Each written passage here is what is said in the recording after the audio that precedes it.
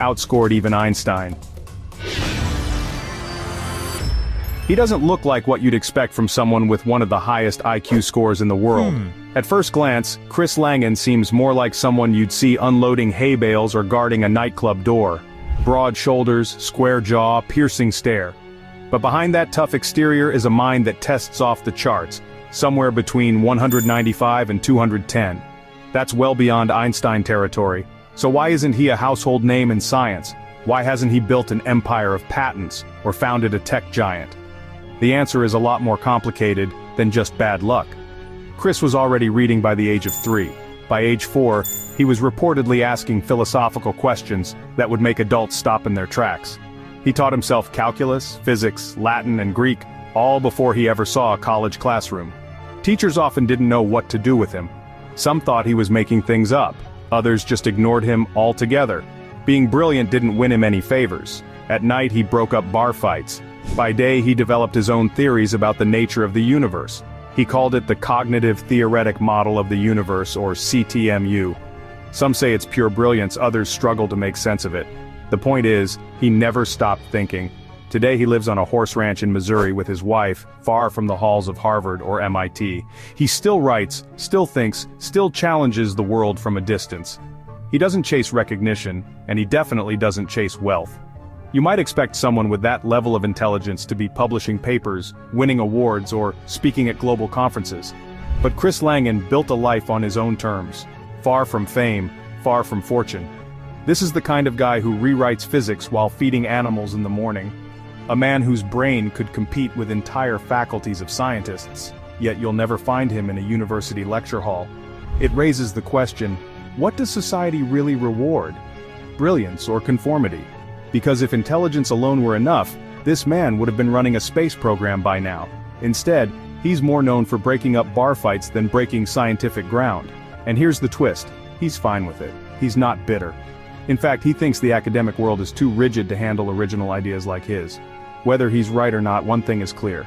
You can have one of the greatest minds of the century and still end up in a job where no one even asks what you're thinking. He was once the child the world couldn't stop watching.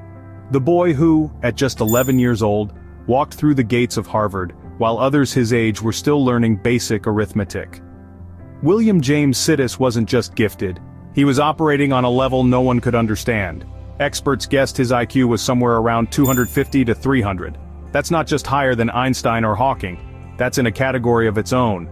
By the age of 2 he was reading newspapers, at 4 he was typing original essays in multiple languages. At 8 he had invented his own language and wrote a book on anatomy. By 11 he was lecturing on 4-dimensional geometry to college professors, and they were taking notes. He was everywhere. Newspapers, magazines, even the dinner tables of curious families. Everyone wanted to know what this boy would become.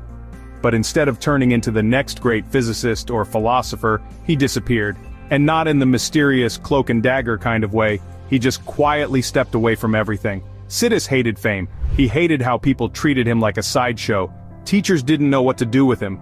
Reporters followed him, hoping he'd say something wild. And eventually, he just broke away. He walked out of elite academia and into everyday jobs. Small roles at offices, occasional clerk work, anything low-key, not because he couldn't do more, but because he didn't want to play the game. The sad part? As time went on, the world forgot about him. He lived in tiny rented rooms, sometimes switching identities just to be left alone. He wrote thousands of pages on science, history, and philosophy, ideas decades ahead of their time, but he published almost none of it. No one was listening anymore. Toward the end of his life, his situation got worse. He was nearly broke, barely getting by. He avoided help, avoided attention, but quietly accepted kindness from people who had no idea who he was. People who, by most standards, had far less education or intellect than he did. In a strange twist of fate, the man with a brain sharper than nearly anyone in modern history was quietly supported by strangers who might have scored half his IQ.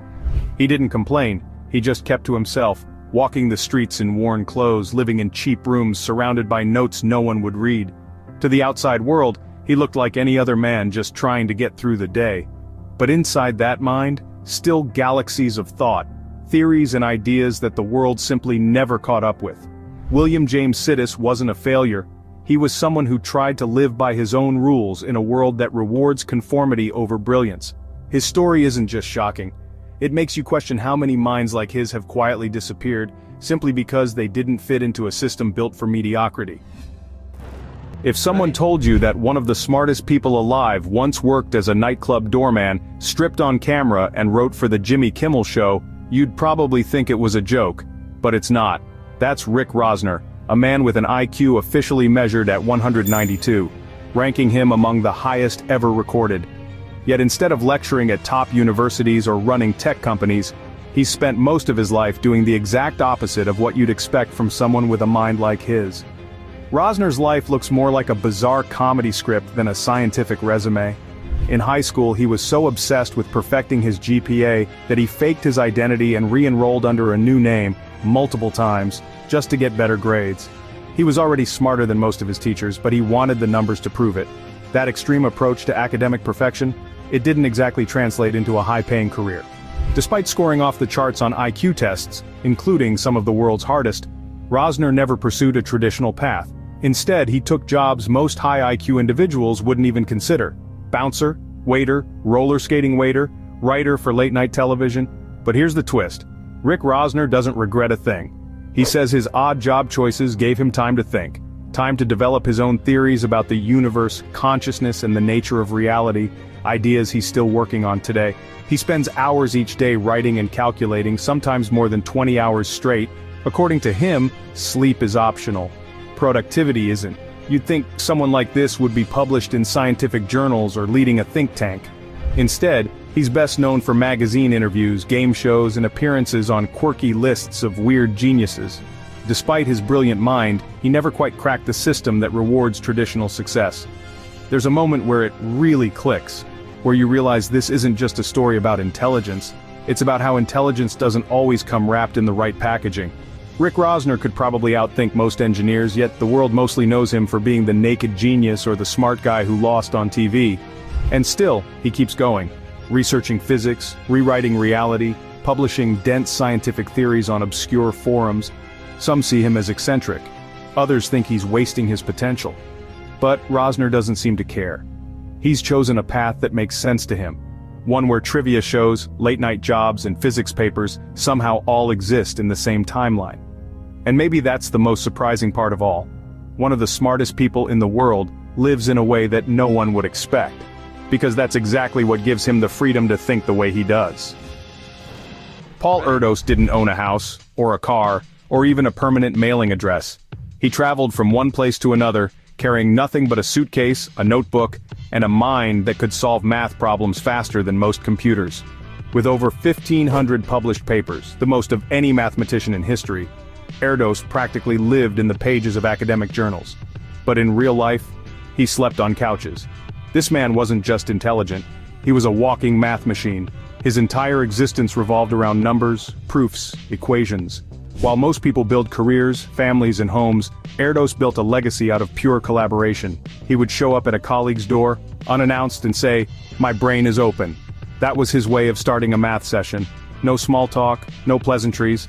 Just a whirlwind of abstract thinking that could go on for days. What's fascinating is that he didn't care at all about status or wealth. He gave away most of the money he earned from prizes or speaking gigs. He didn't even cash many of his checks. For him, math was a lifestyle, not a career. He wandered across countries, from one university to another, borrowing beds and desks and chalkboards, always hunting for the next theorem to crack. Despite being one of the most brilliant minds of the 20th century, Erdos had almost nothing to his name. And he liked it that way. He believed material possessions got in the way of creativity. No property to manage, no bank accounts to worry about, just math. All the time. His habits were just as unique as his lifestyle. He worked 19 to 20 hours a day, slept only a few hours at a time, and communicated using his own quirky vocabulary. He called children epsilons, men slaves, and women bosses. He saw the world through formulas and patterns, and nothing else seemed to interest him. And yet, with all his genius, Erdos remained somewhat outside the mainstream. He never married, had no fixed job, and no permanent institution behind him. While his name is legendary among mathematicians, entire concepts like the Erdos number are built around his collaborations, the general public has barely heard of him. So how does someone that smart end up drifting through life like a traveler without a map? The truth is, Erdos chose it. He valued ideas over comfort, thoughts over things, and maybe that's what made him so special. He didn't need recognition to do great work. He just needed a pen, paper, and someone to bounce ideas off of. It's almost strange to think that a man who connected the math world like no one else, who influenced thousands of researchers, never stayed in one place long enough to put his name on a mailbox. But that was Paul Erdos, the brain that never stopped moving, and the body that was just along for the ride. Nathan Leopold could speak over half a dozen languages by the time he was a teenager. He read Nietzsche for fun. At just 18, he was already publishing papers in ornithology and had a mind that professors said rivaled their own. His IQ? Estimated above 200. He was on track to become one of the great scientific thinkers of his time. But instead of rising to the top, Leopold threw it all away, in a way that stunned the world. In the early 1920s, Leopold was studying at the University of Chicago, preparing for Harvard Law School. He was young, charming, brilliant, and obsessed with power. That's when he met Richard Loeb, another wealthy student who shared his hunger for control and superiority. Together, they decided to commit what they believed would be the perfect crime, not out of desperation, not even for money.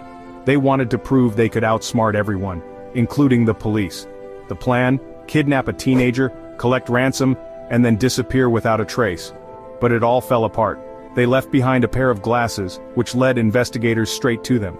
The crime shocked the country, not just because it was horrifying, but because the two responsible were supposed to be geniuses. The trial became a national spectacle. And in one of the most famous courtroom moments in American history, attorney Clarence Darrow helped spare them from the death penalty. Leopold was sentenced to life plus 99 years.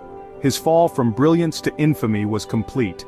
This young man, who once translated ancient texts for fun and was fluent in 12 languages, was now inmate number 9301, confined to a prison cell. But even in prison, his intelligence didn't fade. He organized the prison library, taught classes, volunteered in the hospital ward, and even participated in medical research. He was allowed to read constantly, and he did. Thousands of books. Pages filled with the same kind of knowledge that once gave him so much potential. After 33 years behind bars, Leopold was released. But his life never returned to normal. He moved to Puerto Rico, worked in a hospital, kept to himself. The world had moved on. He died quietly, far away from the fame and scandal that once followed him. By day, Henry Darger pushed a mop through hospital corridors. He swept floors, emptied trash, folded laundry. A quiet figure no one really paid attention to.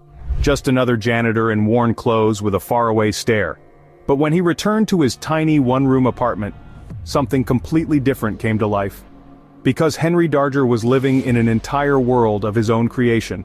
One so detailed and vast it could rival Game of Thrones or The Lord of the Rings. For decades, no one had a clue. Darger was quiet, reclusive, rarely spoke to anyone. He ate simple food, owned almost nothing, and barely left his neighborhood in Chicago. But behind the locked door of his cramped room, he was writing what would become one of the longest-known works in existence. Over 15,000 pages of handwritten story, complete with hundreds of illustrations, all done in secret, all while working low-wage janitorial jobs. The story? A surreal fantasy epic titled The Story of the Vivian Girls, set in a strange, dreamlike world torn between war and innocence. His drawings, some of them 10 feet wide, were filled with colorful battle scenes, hybrid creatures, swirling clouds, and childlike figures in imaginative landscapes. He used pencil, watercolor, collage, and repurposed old magazines to create art that was both beautiful and disturbing. And no one saw any of it while he was alive. He didn't show his work to neighbors, he didn't try to get published, he just created it for himself, page after page, year after year. The level of commitment is almost unbelievable. Most people don't even keep a journal, let alone invent an entire universe by hand with no promise of reward or recognition. It wasn't until Darger was in his 80s, just before being moved into assisted living, that his landlord discovered the treasure hidden in that small apartment. Imagine walking into what you thought was just another tenant's room, and finding a personal museum of art and storytelling that had never seen the light of day. His landlords, stunned by what they found, eventually helped bring his work to the world. Today, Henry Darger is considered one of the most important outsider artists in history. His work has been exhibited in major museums, studied by scholars, and celebrated around the world. But while he was alive, no one knew. He died in near poverty, with no idea that his imagination would one day hang on gallery walls in New York and Paris.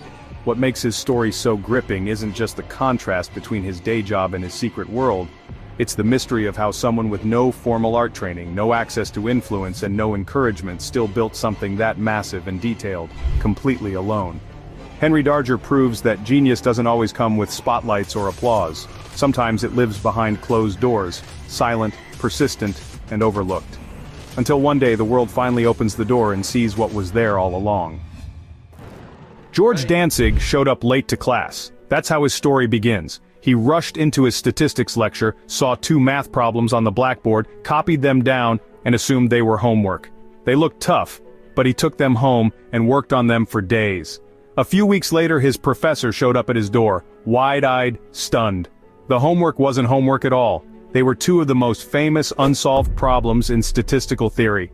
And Dantzig had just solved them. No fanfare, no dramatic soundtrack, just a quiet genius doing what he thought was an assignment. George Dantzig later laid the foundation for something you interact with every day. From airline scheduling to online deliveries to financial modeling. He invented linear programming, a field that changed how companies and governments solve logistical nightmares. His algorithms became the quiet backbone of modern industry. Yet unless you're deep into mathematics or operations research, chances are you've never even heard his name. While other scientists grabbed headlines, gave TED Talks, or appeared on TV, Dantzig stayed in the background. He published papers, he taught, he kept working. No big tech company took him on as a figurehead.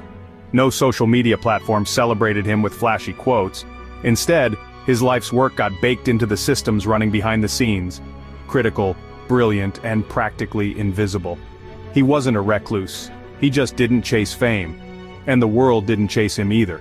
He received awards, sure, but nowhere near the level of recognition someone with his impact should have earned. The man who helped unlock solutions to global problems quietly retired, lived modestly, and passed away without ever becoming a household name. It's almost unbelievable. One of the most influential minds in math, a man who literally changed how the world functions, lived and died without public celebration. It makes you wonder how many other geniuses are hidden behind the walls of everyday life, solving problems no one else can but never making it onto the cover of anything. Michael Larson didn't rely on luck. He relied on patterns. In 1984 he appeared on the TV game show Press Your Luck and did something no one had ever seen before. He won $110,237 in a single game, an amount so huge that the producers had to take a commercial break in the middle just to figure out if everything was even legal. It was. And what made it all the more shocking was how he did it. Larson was an out-of-work ice cream truck driver from Ohio. He didn't have a degree in mathematics or a background in tech. What he had was a VCR, a sharp memory, and an obsession with detail.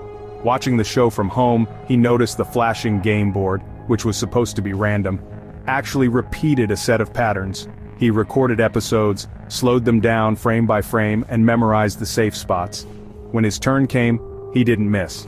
For over an hour, he hit the same 2 squares over and over. The ones that awarded money and spins but never whammies. The audience went wild. The host was visibly rattled, but Larson was calm, focused, and absolutely unstoppable. He didn't just beat the game, he exposed its flaw. After intense review, the producers had no choice. He followed the rules, fair and square. The check was his. But the victory was short-lived. Within months, the money was gone. Larson invested in get-rich-quick ventures that turned sour. He lost nearly everything and drifted into a quiet, unstable life. Eventually, he disappeared from the public eye entirely. He passed away years later with little to his name. The man who had once outwitted national television using nothing but intellect ended up far from the spotlight. A genius with no empire, no fortune, and no second act. Just one moment of brilliance that shook the system and then faded into silence. You've taken photos on your phone, everyone has. It's second nature now. Point, click, share. But have you ever wondered who came up with that idea? Not the phone, not the camera phone. The ability to instantly snap a photo and send it across the world. That revolutionary idea didn't come from Apple, Samsung, or Nokia. It came from a man named Philippe Kahn, and almost no one remembers him. It happened in the late 1990s in a maternity ward. Khan's wife had just gone into labor and he wanted to share the birth of their daughter with friends and family in real time. But there was no easy way to do that, so he got to work. Using a digital camera, his Motorola phone and some code he'd written himself, he connected the devices with a bit of hardware hacking and software wizardry. Then he took the first ever photo and instantly sent it to hundreds of people. That moment, one man, one photo, no team, no budget, was the birth of the camera phone. It would go on to reshape not only tech but how humans record their lives. News, selfies, revolutions, all of it now lives through that tiny lens. And yet, the guy who started it all is barely mentioned in the history books. Khan didn't wait for a patent. He didn't build a product or pitch it to a major corporation. He just kept moving. He was already a known tech innovator. He created the first software for syncing mobile devices with PCs, built early wearable tech, and even contributed to some of the earliest concepts of cloud sharing. But time and again, others jumped ahead of him, packaged the ideas, and took the spotlight. While major companies spent billions to market themselves as pioneers, Khan stayed mostly behind the scenes. He's the classic genius in the background, always a few steps ahead, but never the one holding the microphone. Even when people tried to credit him, tech headlines often moved on before the public noticed. Today, Khan still works on tech projects, mostly in the wellness and AI spaces, far from the front pages. He's successful, no doubt, but not in the way that history tends to reward. His name isn't carved into Silicon Valley monuments. You won't find him on a list next to Steve Jobs or Elon Musk. And yet every time you snap a picture on your phone, you're using a spark of his invention. His story is a reminder that changing the world doesn't always make you famous. Sometimes it makes you invisible. And sometimes, the ones who shape the future the most are the ones history nearly forgets. Imagine a world where groundbreaking inventions vanished, not because they failed, but because they were too powerful. This flying saucer-like machine, designed by a forgotten genius, was built to achieve anti-gravity flight and speeds beyond imagination using clean, limitless energy. Instead of praise, the inventor was silenced and the machine disappeared. Some say governments saw it as a threat, others blame powerful industries protecting their profits. Whatever the reason, the technology was buried and its creator forgotten, leaving us to wonder, what did they fear? This is just one invention that vanished, but it's not alone. Around the world, other groundbreaking technologies were silenced before they could change history. Let's explore them. Imagine a world without power lines or tangled cables, where lamps, phones, and cars all hum to life without wires. Over a century ago, Nikola Tesla believed this was possible, and he started building it. In 1901, Tesla constructed Wardenclyffe Tower on Long Island, a massive structure designed to transmit electricity wirelessly across vast distances. Energy would float invisibly through the air, accessible to everyone for free. But before Tesla's dream could become reality, his funding was cut and the tower was dismantled. Here's where things get suspicious. Tesla's main investor, J.P. Morgan, pulled the plug when he realized wireless power meant no meters, no profits, no control. Some believe energy monopolies conspired to bury Tesla's work because it threatened their empires. Others claim Tesla's notes and blueprints were seized and locked away in classified vaults. What if Tesla's vision wasn't just forgotten but stolen? The Wardenclyffe ruins still stand today, a haunting reminder of a future we never got. A future where energy flows through the air, just as Tesla imagined. In the late 19th century, an inventor named John Ernst Worrell Keely stunned the world with a machine that defied explanation. Known as the Keely motor, this device supposedly harnessed an unknown force, what Keely described as etheric energy, to produce unlimited mechanical power. Imagine a motor that ran without fuel, without steam, and yet churned with incredible efficiency. At public demonstrations, Keely's machine lifted massive weights and operated complex machinery, leaving crowds and scientists speechless. But as Keely's fame grew, so did the skepticism. Some accused him of fraud, others feared he was tapping into forces best left untouched. Here's where it gets mysterious. Keely never revealed the full workings of his motor, and after his death in 1898, the device disappeared.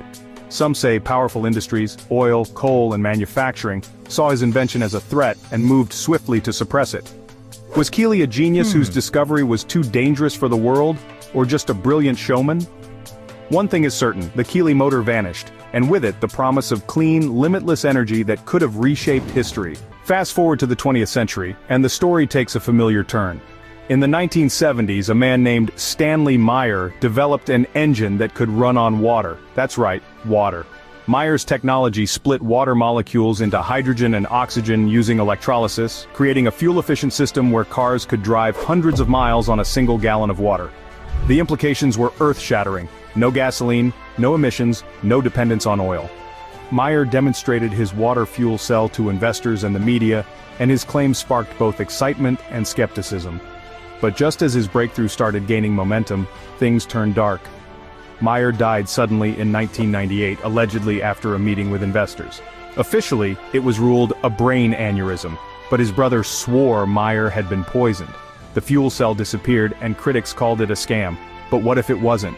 What if Meyer's invention worked and posed too big a threat to the trillion-dollar oil industry? Today, his water-powered car remains an unsolved mystery, a symbol of progress stopped dead in its tracks. While Meyer's water-powered car promised freedom from fossil fuels, another energy breakthrough emerged in the 1980s that could have rewritten the rules of energy production: cold fusion. Unlike the blazing temperatures of traditional nuclear fusion, cold fusion was a low-energy process that claimed to produce massive amounts of clean, limitless power. It was first announced in 1989 by electrochemists Martin Fleischmann and Stanley Pons, who stunned the world with their claims that they'd unlocked a cheap, safe way to harness nuclear energy in a lab. For a moment, the world held its breath. If cold fusion worked, it would end the energy crisis, reduce pollution, and eliminate our reliance on coal, oil, and gas. But things quickly unraveled. Mainstream scientists couldn't replicate their results, and the pair were ridiculed, their careers effectively destroyed. Conspiracy theories swirled. Did energy corporations bury cold fusion research? Were governments afraid of its implications? Yet to this day, whispers of cold fusion persist. Laboratories around the world still experiment with it quietly, claiming intermittent success. Could it be that Fleischmann and Pons were right all along, and cold fusion remains one of the world's greatest suppressed breakthroughs? The truth remains as elusive as the energy itself, but one thing is clear. When humanity comes too close to a limitless power source, there are forces that prefer we don't touch it. What if you could store the entire contents of a library on a single floppy disk? This was the claim of Jan Sloot, a Dutch inventor who, in the late 1990s, developed what he called the Sloot digital coding system. Sloot promised revolutionary data compression so efficient that just 8 kilobytes, yes, kilobytes, could hold a full-length movie. Imagine the implications: instant file transfers, unlimited storage, and a technological leap that would leave today's cloud systems in the dust. Sloot presented his invention to investors, who were stunned by the demonstrations. It seemed impossible, and yet it worked. But before the deal was finalized, tragedy struck. On July 11, 1999, just one day before handing over his source code, Jan Sloot died suddenly of a heart attack. His coding system vanished, and with it, the potential to revolutionize the digital age. Was it simply coincidence, or did Sloot's invention threaten too many powerful interests? To this day, conspiracy theorists argue that his coding breakthrough didn't disappear. It was buried, and we're still being forced to live in the shadow of what could have been. From digital miracles to gravity-defying mysteries, we now arrive at one of the strangest cases of suppressed technology: Viktor Grebennikov and his alleged anti-gravity platform. In the 1980s, Grebennikov, a Russian entomologist, discovered something extraordinary while studying insect wings. Certain beetles, he claimed, had microscopic structures that interacted with electromagnetic forces in ways science couldn't explain. Inspired by nature, Grebennikov built a device that he said could levitate, an anti-gravity platform capable of flight. According to Grebennikov, the platform was silent, fast, and seemingly immune to inertia. He described soaring above fields and villages, experiencing strange distortions of time and space. Yet no physical evidence of the platform remains. Skeptics dismissed Grebennikov as delusional, but his detailed notes, diagrams, and insect studies raise questions. Was he tapping into a natural form of anti-gravity technology? If so, why was his work ignored or dismissed? Some believe his discoveries were quietly confiscated, hidden away by those who feared the consequences of accessible free flight. If Grebennikov was right, his platform could have rewritten not just the laws of physics but the way we move through the world. And now, we return to Nikola Tesla, a man so far ahead of his time, his inventions often bordered on the unbelievable. Among his most infamous claims was the development of a death ray, a particle beam weapon capable of obliterating targets hundreds of miles away. Tesla called it the Teleforce and described it as a defensive weapon that could end all wars. The world, however, wasn't ready to believe him. In 1934, Tesla revealed he had perfected the concept, but he struggled to find a backer. Then, after Tesla's death in 1943, the US government swooped in and seized all of his notes and research. Officially, the death ray never existed, but strange experiments continued during World War II and beyond, with reports of secret projects hinting at particle beams and directed energy weapons. Some believe Tesla's research was appropriated and classified, while others think it was lost forever. But Tesla wasn't the only one. Other inventors allegedly explored similar concepts. Did Tesla crack the code for a weapon that could reshape geopolitics forever? Or did his genius threaten a balance of power so fragile that it had to be erased? But what happens when science reaches beyond the physical realm, when inventors claim to communicate with the dead? That's exactly what Thomas Edison set out to do. Thomas Edison, the man behind the light bulb and phonograph, had one more invention up his sleeve, a device that could speak to the dead. In the 1920s, as spiritualism swept the world, Edison became intrigued by the idea of communicating with spirits. Unlike seances and Ouija boards, Edison approached the idea scientifically. He believed the human body was made of tiny life units that carried on after death, and if they existed, why couldn't we capture their presence? Thus, he began developing the spirit phone, a machine designed to detect and amplify the faint signals of spirits. While Edison was careful about publicizing his work, he spoke of the spirit phone in interviews, claiming it was close to completion. But then, nothing. After his death in 1931, the device disappeared. Was it unfinished, or had Edison created something so bizarre it had to be hidden? Skeptics dismiss the spirit phone as myth, but believers speculate it was suppressed by those who feared its implications. Imagine if Edison had succeeded, if technology allowed us to pierce the veil between life and death. Would it have been a comfort or a curse? We'll never know, because whatever Edison uncovered vanished along with him. Not all forbidden breakthroughs are about machines or energy. Sometimes they involve something as simple and as controversial as a vitamin.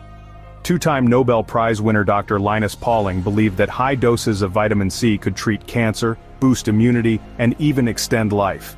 In the 1970s, Pauling's research showed that vitamin C therapy improved outcomes for terminal cancer patients, a claim that stunned the medical world. But Pauling's findings were met with ridicule. Pharmaceutical companies and mainstream medicine pushed back hard.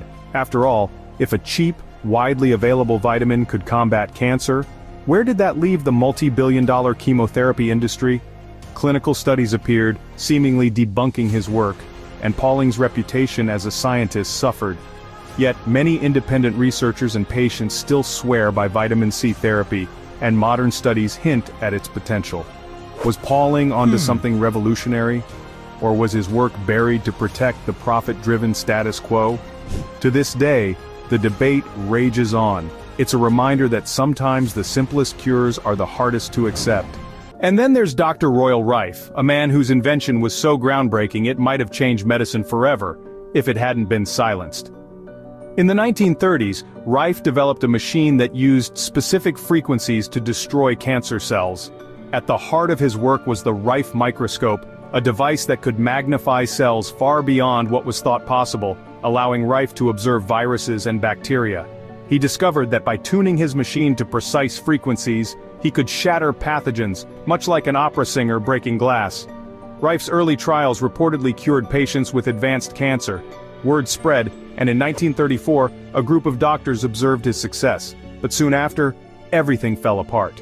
Medical authorities accused him of fraud, his lab was raided, and his equipment confiscated. Rife's career crumbled, and his cancer-curing machine was dismissed as pseudoscience. Was Rife's work truly flawed, or did it pose too great a threat to the pharmaceutical giants?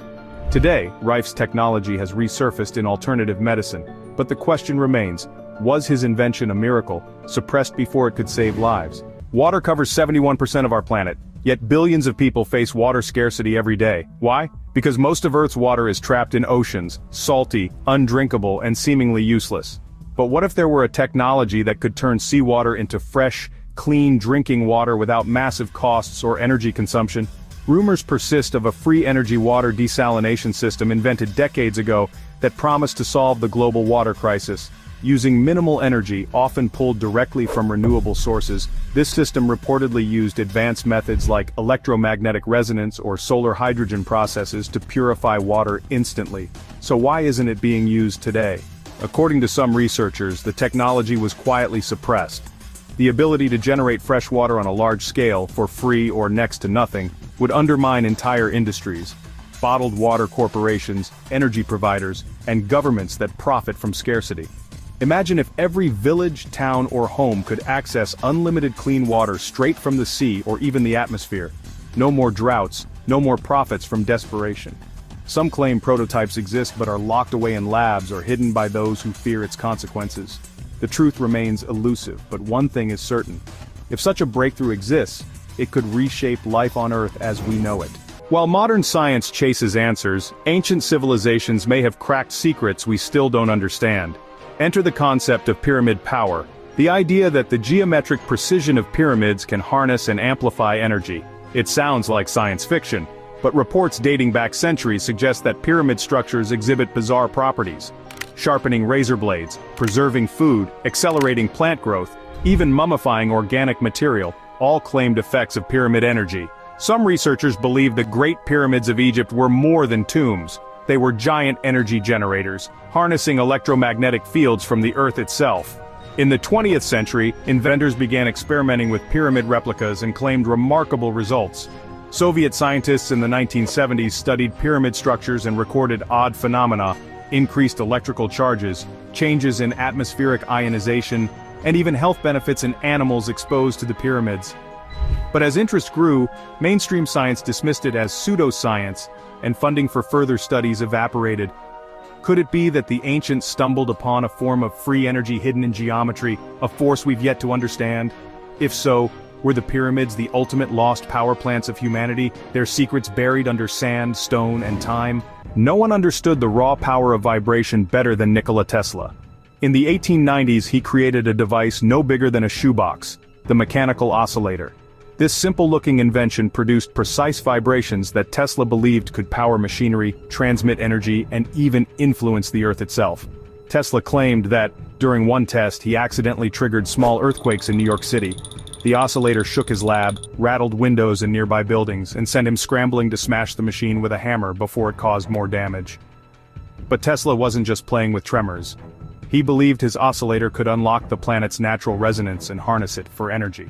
Think about it. The Earth vibrates like a massive drum, and tapping into that energy could provide infinite power. However, the potential to control vibrations also raised darker possibilities. What if such a device could be weaponized to destabilize buildings, bridges, or even entire cities? Tesla's work on the oscillator disappeared, and he took its full secrets to his grave. Did he abandon it because he feared its power? Or was it confiscated and hidden away by those who saw its potential for destruction? Either way, Tesla's oscillator remains one of the most tantalizing and terrifying what-ifs of modern science. What if life itself could be created in a lab? In the 1830s, an eccentric British scientist named Dr. Andrew Cross stumbled upon something truly bizarre while experimenting with electricity. Working at his estate, Cross aimed to crystallize minerals by passing electrical currents through solutions. But what happened next left him, and the world, stunned. Small, insect-like creatures emerged on the surface of his apparatus, alive and crawling. These organisms, which he named Acarus, appeared seemingly out of nothing. Cross hadn't introduced them intentionally, nor could he explain their origin. Had he discovered a way to create life through electricity? Word of Cross's findings spread quickly, but not without backlash. The public accused him of playing God, and rumors of witchcraft ran rampant. Scientists of the time struggled to replicate his results, and Cross's reputation as a respected experimenter crumbled under the weight of controversy. Some believe his discovery challenged long-held beliefs about biology and life's origins, leading it to be dismissed outright. Could Cross have unknowingly tapped into a process far beyond his understanding, a glimpse into artificial life powered by electricity? Whether miracle or mistake, his work remains an eerie chapter in scientific history, hinting at possibilities we still struggle to comprehend today. In stark contrast to Cross's accident with life, another genius would invent something extraordinary on purpose. You may know Hedy Lamarr as a Hollywood star, one of the most glamorous actresses of the 20th century. But behind her beauty was an exceptional mind. During World War II, Lamarr and composer George Antheil developed a system called frequency hopping. The idea? A secure communication technology where radio signals rapidly shifted frequencies, making them nearly impossible to intercept or jam. Initially designed to guide torpedoes, this invention laid the groundwork for modern technologies like Wi-Fi, Bluetooth, and GPS. But here's the twist. The US Navy ignored Lamarr's invention during the war, dismissing it as impractical. Some speculate sexism played a role, with the military refusing to take the work of a glamorous actress seriously. For decades, Lamarr's contribution remained buried, her patent forgotten. By the time the technology resurfaced and changed the world, she'd received little recognition. Was her idea too revolutionary for its time, or was it ignored because of who she was? Lamarr's story reminds us that brilliance can come from the unlikeliest places, and that sometimes, those who change the world are the ones history overlooks. From inventions that transformed communication, we move to a discovery that defied the very laws of chemistry. In the mid-20th century, French scientist Louis Kervran proposed something extraordinary. Living organisms could transmute elements. Picture this: chickens laying eggs with calcium shells despite eating food with little to no calcium. Kervran believed they were converting potassium into calcium through low-energy nuclear transmutation inside their bodies. To most scientists, this sounded impossible. Nuclear reactions were supposed to require extreme temperatures, massive energy, and cutting-edge technology, not the humble biology of plants and animals. Kervran spent decades gathering evidence, documenting examples in nature where elements seemed to transform. But instead of praise, he faced harsh rejection. The scientific community dismissed his findings, branding them pseudoscience. Yet his theories fascinated researchers in alternative energy and agriculture. What if nature had found a way to manipulate elements without high energy, something modern science has yet to replicate? If Kervran was correct, his work could revolutionize agriculture, medicine, and material science. Could it be that his findings challenged too many established norms, leading them to be swept under the rug? What if we could pull energy straight from the cosmos, limitless power flowing freely, waiting to be tapped? In the early 20th century, American inventor Henry Moray claimed to have done just that. Using a device he called the Radiant Energy Receiver, Moray demonstrated the ability to extract energy from what he described as the sea of energy surrounding the Earth. His machine, no larger than a tabletop radio, reportedly powered lights, motors, and heaters without a single drop of fuel. It required no wires, no solar panels, and no external input, just the invisible energy of the universe itself. Naturally, this raised eyebrows. Investors and scientists were captivated, but skeptics demanded proof. Moray performed live demonstrations where his device produced consistent power for hours, yet the full details of its construction remained a secret. Then the trouble started. Moray's lab was broken into, prototypes were sabotaged, and his work was repeatedly dismissed as impossible. Did Moray truly discover a way to harness free, limitless energy? Or did his invention threaten powerful energy industries that rely on keeping the world plugged in? Today, Moray's device remains one of history's most tantalizing what-ifs. A glimpse of a future where energy could flow as freely as air. Imagine walking into a room and seeing a Cybertruck floating in midair. No wheels, no suspension, just hovering, like something straight out of a sci-fi movie. Sounds crazy, right? Well, in December 2024, Tesla actually made it happen, sort of. Musk's latest gadget isn't a full-size flying car, yet. It's a magnetic levitation Cybertruck model. A small-scale version of the iconic electric pickup that hovers over a base using powerful electromagnetic fields. It's not just a gimmick. This is a hint at something much bigger. Elon Musk has been teasing a flying car for years, and this levitating Cybertruck model might be the first step toward that future. If Tesla can make a mini Cybertruck float effortlessly, why not scale it up? Musk himself has hinted at a real flying vehicle, possibly equipped with jet turbines, magnetic propulsion, or even SpaceX-inspired thrusters. It's not just about making cars fly for the fun of it. A Tesla flying car could revolutionize urban mobility. Think about it. No traffic jams, no stoplights, no roads needed at all. Instead of spending hours stuck in gridlock, you could zip through the sky, reaching your destination in minutes. It's the kind of innovation that could change transportation forever. Driving as we know it might be on its way out. Tesla's full self-driving or FSD system isn't just about making cars autonomous, it's about removing humans from the driver's seat entirely. And that's where things get really interesting. Right now, Tesla's FSD is already capable of navigating city streets, highways, and even handling complex intersections. It uses a neural network, trained on millions of real-world driving miles to predict and react to traffic. The idea is simple. Cars that learn, adapt, and eventually drive better than people.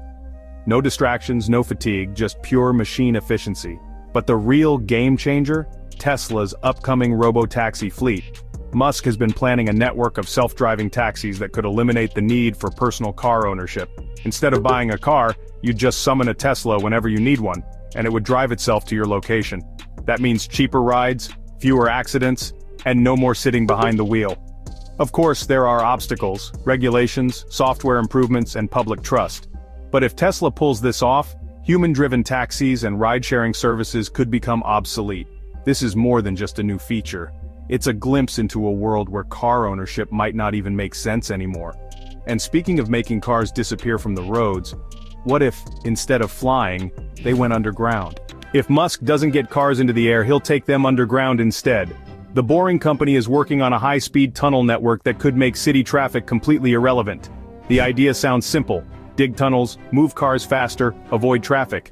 But what makes this project so futuristic is the way it's done. Unlike traditional tunnel projects that take years and cost billions, the Boring Company is developing smaller, cheaper, and much faster drilling machines that can dig tunnels at a fraction of the cost. The goal? A network of underground highways where Teslas and eventually other autonomous vehicles can zip through dedicated high-speed lanes. Las Vegas already has a working prototype, the Vegas Loop, where Teslas transport passengers beneath the city at speeds of up to 35 miles per hour. But Musk envisions something much bigger. Future tunnels could connect entire cities, moving cars at over 150 miles per hour, or even work alongside the Hyperloop concept to transport people and cargo at hypersonic speeds. What's so cool about this? First, no more sitting in bumper-to-bumper traffic. Second, it uses less space than roads or bridges, meaning cities could be redesigned with more room for people instead of cars. And third, it's a step toward fully automated urban transportation, where cars drive themselves underground and surface only when needed. A car company building robots might sound like science fiction, but Tesla is doing exactly that. Optimus, Tesla's humanoid robot, is designed to handle repetitive and dangerous tasks, eventually replacing human labor in factories, warehouses, and even homes. What makes Optimus different from other robots? First, it's built using the same AI and vision systems that power Tesla's full self-driving cars. That means it can see, learn, and adapt to its environment. Unlike industrial robots that are stuck in one place, Optimus is fully mobile, walking, lifting, and even interacting with objects in real-world settings. The latest prototype can pick up objects, fold clothes, and even perform simple assembly tasks. But the long-term goal is even more ambitious. Musk envisions a future where Optimus can handle household chores, assist the elderly, or even be a personal companion. Imagine having a robot butler that never complains, never gets tired, and is always ready to work. Of course, this is still early-stage technology. The current Optimus moves slowly and lacks the dexterity of a human hand. But if Tesla can refine the AI, make the hardware more efficient, and lower production costs, humanoid robots could become as common as smartphones. The key? Mass production. And that's where Tesla's fully automated factories come in. Tesla isn't just changing the way we drive, it's reinventing the way cars are made. The company's gigafactories are already some of the most advanced in the world, but Musk's ultimate goal is a fully automated production system, where robots handle nearly every part of manufacturing. Right now, Tesla's factories are filled with robotic arms assembling cars, but humans still play a major role in quality control and logistics. The future version of these factories? Minimal human intervention. Machines will build, test, and even transport vehicles from one assembly stage to another, without human hands touching a single part. This is possible thanks to AI-driven automation, self-learning assembly lines, and next-gen robotics, including Optimus. Musk has hinted that future versions of Tesla's humanoid robot could work alongside machines, handling tasks that are too delicate or complex for traditional industrial robots. The impact of this could be massive. Fully automated production means lower costs, faster output, and near-perfect precision. It also means factories could run 24/7 with no downtime, churning out cars, batteries, and even robots at an unprecedented scale. But it's not just about efficiency. Tesla's gigafactories are also leading the way in sustainable manufacturing, using solar power, recycled materials, and energy-efficient processes to reduce environmental impact. Imagine a future where massive robotic assembly lines build cars without pollution, waste, or delays. Self-driving cars and humanoid robots wouldn't be possible without insanely powerful AI, and Tesla has built its own supercomputer to train it. Enter Dojo, Tesla's custom-built machine designed to handle one of the world's largest AI training workloads. Most companies rely on off-the-shelf chips from NVIDIA or AMD, but Tesla decided that wasn't enough. So, they built Dojo, a completely custom AI training supercomputer designed to process the massive amounts of real-world data Tesla cars collect every day. This data includes millions of miles of driving footage, road conditions, pedestrian behavior, and traffic patterns, all fed into Dojo's deep learning models to make Tesla's full self-driving smarter. What makes Dojo different? First, it's not just powerful, it's efficient. Tesla designed custom AI chips that deliver unmatched processing power per watt, making Dojo faster and more energy efficient than traditional supercomputers. Second, it's designed specifically for vision-based AI, meaning it can train Tesla's self-driving neural network at an incredible speed. But it doesn't stop with cars. Musk has hinted that Dojo's AI capabilities could expand beyond autonomous vehicles, powering Tesla's humanoid robot Optimus, and even being used in medical, scientific, and industrial applications. This is where things start to feel futuristic. AI that doesn't just power self-driving cars, but eventually helps robots learn faster, optimize energy grids, and even assist in medical research. And speaking of the future of human-AI integration, Musk's other project is taking things to the next level by connecting computers directly to the human brain. If Tesla's AI is making cars smarter, Neuralink is trying to make humans smarter. This startup, also founded by Musk, is working on brain implants that can link human minds directly to computers. Sounds like sci-fi? It's already happening. The idea is simple but groundbreaking.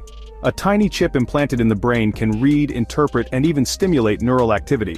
At first, Neuralink's goal is medical applications, helping people with paralysis regain movement, allowing amputees to control robotic limbs with their thoughts, or even restoring vision to the blind. But Musk's vision goes beyond medical use. He believes brain-computer interfaces could one day merge humans with AI, allowing us to communicate with machines without speaking, typing, or even using our hands. Imagine controlling your phone, playing video games, or even browsing the internet, just by thinking. Neuralink's latest trials have already shown real results. Their device has been implanted in paralyzed patients, allowing them to move a cursor on a screen using only their thoughts. The next steps? More advanced implants, better precision, and eventually, a world where humans and computers are seamlessly connected. Of course, there are big ethical questions, privacy, security, and the risks of hacking a brain. But if Neuralink succeeds, it could redefine what it means to be human. In a world where Tesla's AI is teaching cars to drive and robots to work, Neuralink is working on something even more profound, upgrading the human mind itself. Charging an electric car still involves plugging it in, but not for long. Tesla is working on wireless charging technology, eliminating cables and making EV ownership even easier. Imagine parking your car in your garage or at a charging station and having it charge automatically. No cables, no effort, just pure convenience. Wireless charging for cars isn't new, but Tesla's approach could make it mainstream. Using inductive charging pads, Tesla plans to let its vehicles charge by simply being parked over a power source embedded in the ground. This means your car could charge while parked at home, at work, or even at stoplights, ensuring you always have enough battery without ever plugging in. And it's not just about convenience. Tesla is also working on next-generation batteries that charge faster, last longer, and are more efficient. Their 4,680 battery cells, already in production, store more energy, improve range, and reduce manufacturing costs. These new cells could push Tesla's cars past 500 miles per charge, making range anxiety a thing of the past. But what about charging on the go? Tesla has hinted at solar-powered charging, where cars can passively gain energy from the sun. This could mean solar-integrated panels on vehicles or ultra-efficient solar charging stations. And speaking of solar power, Tesla's solar roof and battery storage systems are already leading the way. Tesla doesn't just make cars, it wants to power your entire home. The Tesla Solar Roof is an innovative system that replaces traditional roofing materials with solar panels disguised as shingles, allowing homes to generate their own electricity without bulky solar panels. Unlike standard solar panels that sit on top of a roof, Tesla's Solar Roof is the roof. Each shingle is a mini solar panel designed to look sleek while converting sunlight into energy. The idea is simple: turn every home into its own power station, reducing dependency on the electric grid and cutting energy costs. The real game changer is Tesla's Powerwall, a battery system that stores excess solar energy, letting homeowners use solar power even at night.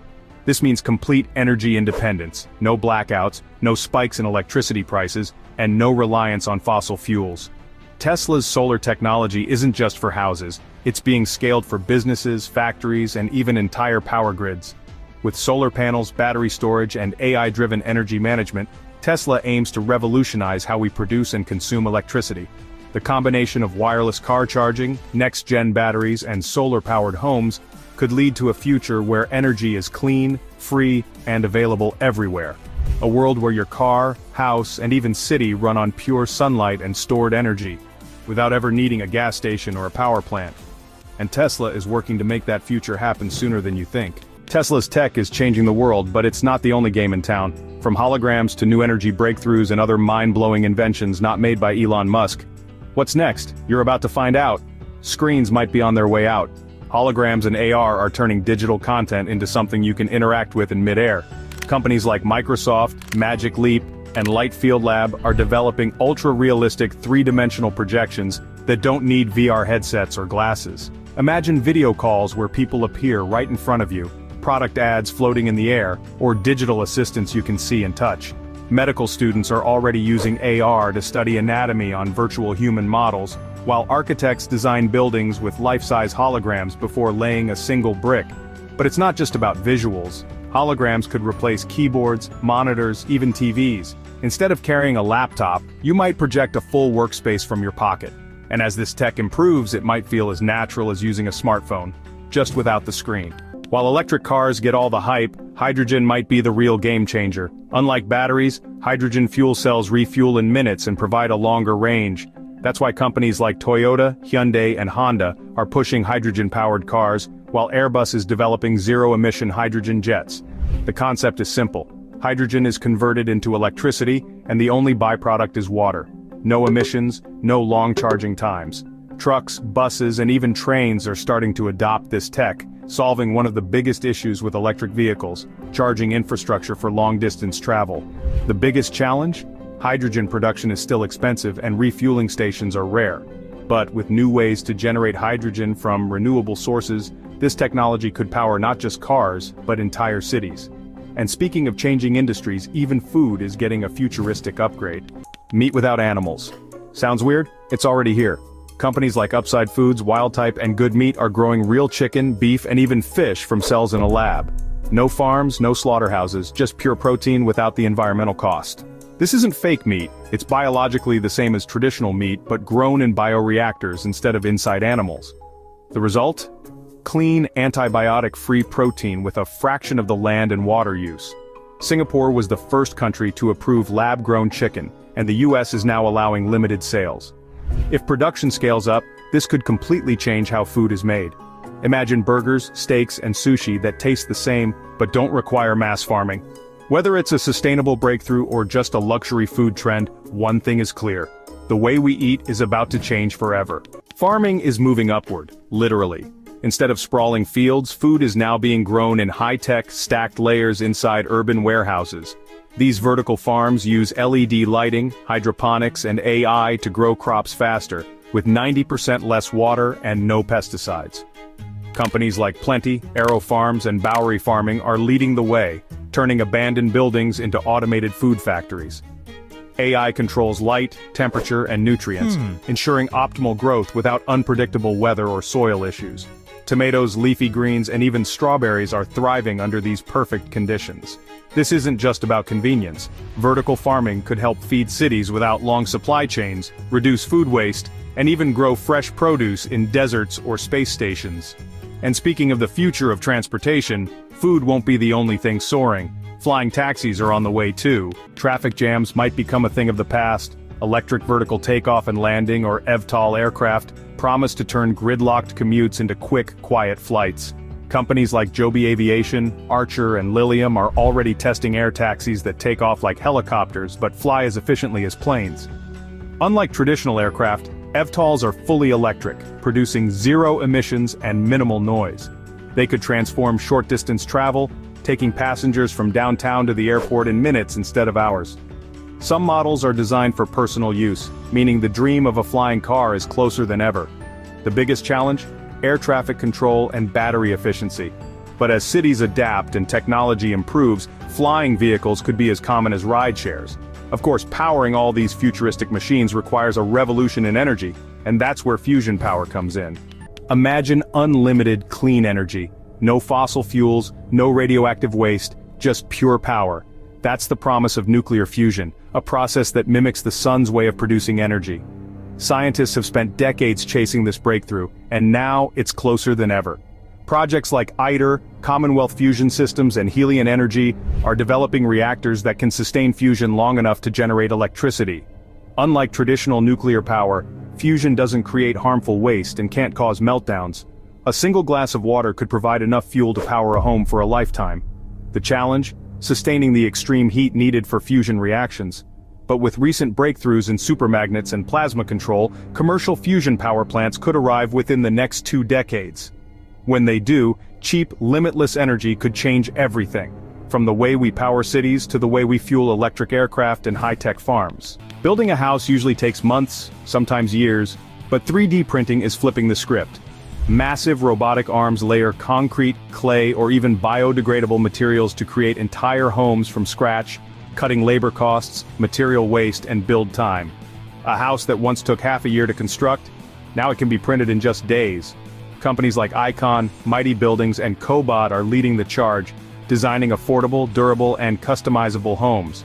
Some cost as little as $10,000, and unlike traditional construction, they produce almost no excess material waste. These homes are not just cheaper, they're also stronger and more energy efficient, with designs that can withstand extreme weather conditions. Beyond affordable housing, 3D printing is being tested for disaster relief shelters, military bases, and even space habitats.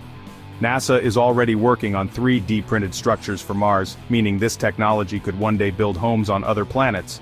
Faster, cheaper, and futuristic, 3D printing is set to redefine construction forever. Going to the doctor for checkups might soon be a thing of the past. Wearable health monitors, AI-driven diagnostics, and implantable sensors are transforming the way people track their health, in real time, from anywhere. Instead of waiting for symptoms, these devices can detect problems before they even start. Smartwatches like the Apple Watch, Fitbit, and Withings ScanWatch already measure heart rate, oxygen levels, and even detect irregular heartbeats. But newer tech is taking it even further. Continuous glucose monitors allow diabetics to track blood sugar without finger pricks, while smart rings like the Oura Ring monitor sleep, recovery, and stress levels. Even more futuristic? Tiny implantable chips that monitor internal health. These can track things like blood pressure, hydration, and even early signs of disease, sending instant alerts to your phone. AI-powered systems are also being developed to analyze health data and predict medical conditions before they become serious. With more powerful sensors and AI, people might soon have a full medical lab on their wrist or inside their body. No waiting rooms, no guessing, just real-time health insights that could save lives. That's about it. Write in the comments which invention surprised you the most. For more useful information, watch other videos. From Yakuza to cartel warlords, these real gangs ruled with terror. The truth is darker than any movie you've seen. The Yakuza are not just one gang. They are a collection of syndicates spread across Japan and far beyond. At their peak, they were estimated to have more than 80,000 members. That's more than some armies.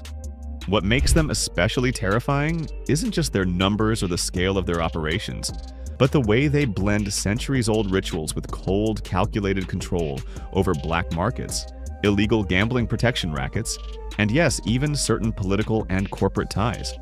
One of the most recognizable things about the Yakuza is their ink. Not just any tattoos, full-body artwork, sometimes done the old way with wooden sticks and needles and painful, secretive sessions. These tattoos aren't for show. They mark loyalty, rank, and history. If a member betrays the code, they don't just get kicked out. In many cases, they're expected to cut off a piece of their own finger. That's not urban legend. That's their version of accountability. They've been known to run entire districts where local shops pay them for protection, and entire nightlife scenes operate under their watch. Want to open a club in a certain area of Tokyo or Osaka? You go through them, don't, and things get messy fast. What's eerie is how they often mix with the legitimate world. Some of them wear tailored suits, attend public ceremonies, and move through high-end offices. In the 1980s and 90s, their influence reached deep into Japan's financial system. Think of it as The Godfather, but with katana blades, silence, and contracts, inked in both words and fear. And yet they have rules. No random attacks, no harming civilians without a reason. It's a twisted code of ethics, one that's been slowly unraveling in recent years. Authorities have cracked down hard, passing laws that make it nearly impossible for them to even rent an apartment or open a bank account. Some syndicates have splintered, and infighting has increased. But don't let that fool you. They haven't disappeared. They've just changed masks. Today, the Yakuza are more discreet, working behind screens and in the shadows of legitimate companies. They still control parts of the underworld, and in times of crisis like natural disasters, they've even shown up offering supplies faster than the government. Creepy? Definitely. Strategic? Absolutely. Their story isn't one of simple violence. It's about structure, silence, and a chilling ability to adapt. Beneath the suits of ink and the silence beats the heart of one of the most enduring criminal organizations on Earth. They're known for faces covered in ink, stares that feel colder than steel, and a level of violence that earned them a place among the world's most feared gangs. Mara Salvatrucha, or MS-13, wasn't born in El Salvador, as many assume. It started in Los Angeles when immigrants fleeing civil war tried to defend themselves from street violence. What began as survival turned into something else entirely. Today, MS-13 operates across the Americas from the suburbs of Virginia to the prisons of Honduras. Their influence stretches far beyond spray-painted tags and low-level street crime. This is a gang built on fear, control, and brutality. They run extortion rackets in entire neighborhoods, smuggle everything from white powder to weapons, and execute anyone who crosses them with shocking efficiency. The methods they use? Better left undescribed in detail. Just know that they're meant to send a message, and that message is, we control this place. What makes MS-13 so dangerous isn't just what they do. It's how young they start and how loyal they stay. Recruits are often just teens, some even younger, pulled into the gang through pressure, poverty, or the need for protection. Once inside, getting out is nearly impossible. Their motto says it all, Mata, Viola, Controla. It's as brutal as it sounds, and it's tattooed on the skin of some of their most committed members. They communicate through coded numbers, graffiti, and subtle hand signs, but also run complex operations on phones from inside prison walls. In some cities, they've gone from feared outsiders to ruling the streets. Local businesses pay them just to operate in peace. Residents keep their heads down, knowing that even saying the wrong word can draw attention. And attention from MS-13 isn't something you want. Despite international crackdowns and mass arrests, MS-13 has proven hard to kill. Its decentralized structure means that even when leaders fall, new ones step up quickly. And the more they're pushed out of one area, the deeper they dig into another. The more attention they get, the more underground they go. Pop culture sometimes glamorizes street gangs, but there's nothing glamorous here. MS-13 doesn't want fame, it wants fear. And it gets it, city after city, by being more violent, more committed, and more unrelenting than anyone willing to stand in its way. They don't need tattoos to prove who they are. No street tags, no flashy chains, no loud shows of power. The Sicilian Mafia, or Cosa Nostra, mastered the art of organized crime long before most modern gangs were even born. And they did it with a code of silence so strict, breaking it was often a death sentence. This group didn't start with smuggling or extortion. It began in the 1800s as rural protection rackets men, offering help to landowners and businesses in exchange for money and obedience. Over time, they grew into something much more powerful. By the mid-20th century, the Mafia had embedded itself deep into Sicily's government, law enforcement, construction, and shipping industries. And when they crossed the Atlantic, they didn't just spread, they flourished. In the United States, the Mafia became a brand. You've seen it in movies like The Godfather and Goodfellas. But behind the Hollywood glow was a machine run on threats, bribery, and bodies. The Sicilian bosses in Palermo and Corleone controlled entire families in New York and Chicago. If you wanted to build, ship, vote, or run a business, chances are they were already involved taking a cut, making deals, or deciding who gets what. Back in Sicily, their grip was terrifying. Judges and prosecutors who stood against them were marked. One after another, high-ranking officials were targeted in carefully coordinated attacks that shocked the country and made headlines around the world. Even after massive police operations and trials, Cosa Nostra kept adapting. They never went away, they just evolved. Today, they may not be blowing up cars in Palermo like in the 1990s, but they still operate quietly through shell companies, corrupt officials, and international networks. Drug trafficking? Still there, but managed more discreetly, often through connections with other syndicates. Illegal gambling, construction fraud, and political influence? As strong as ever. They don't need to raise their voices, their silence is what makes them terrifying. In Sicily, people still lower their eyes when speaking of them. Even now, some shopkeepers leave small envelopes each month, a subtle nod to an agreement that started decades ago. The Sicilian mafia didn't invent organized crime, but they perfected it. And they left behind a blueprint that others from Latin cartels to Russian mobs still follow to this day. Blue versus red. Crenshaw versus Compton. For decades, two of America's most notorious street gangs, the Crips and the Bloods, turned entire neighborhoods into war zones. What started in Los Angeles in the late 1960s and early 1970s evolved into a national, even international rivalry that continues to echo across cities and prisons to this day. The Crips came first young men banding together for protection during a time of racial tension and police brutality. But what began as a street brotherhood quickly grew into a full-fledged criminal organization. Robbery, illegal substance trade, arms trafficking, they didn't just survive the streets, they owned them. Then came the Bloods, rising up in direct response. Smaller at first, they compensated with sheer aggression. The result was a conflict that spiraled into a cycle of retaliation and violence that still hasn't fully stopped. Graffiti tagged in blue or red on a wall could spark a shootout. A wrong color shirt in the wrong neighborhood meant you were fair game. This wasn't just gang culture, it was a way of life, enforced through fear, loyalty, and punishment. Turf was everything, and respect was earned in blood. But this rivalry didn't stay in Los Angeles. It spread through music, media, and migration. Soon, the Crips and Bloods were in Chicago, Houston, New York, even cities overseas. Their conflict shaped fashion, language, and music, especially in hip-hop, where references to sets and blocks became anthems. Law enforcement cracked down, but the war didn't end, it went underground.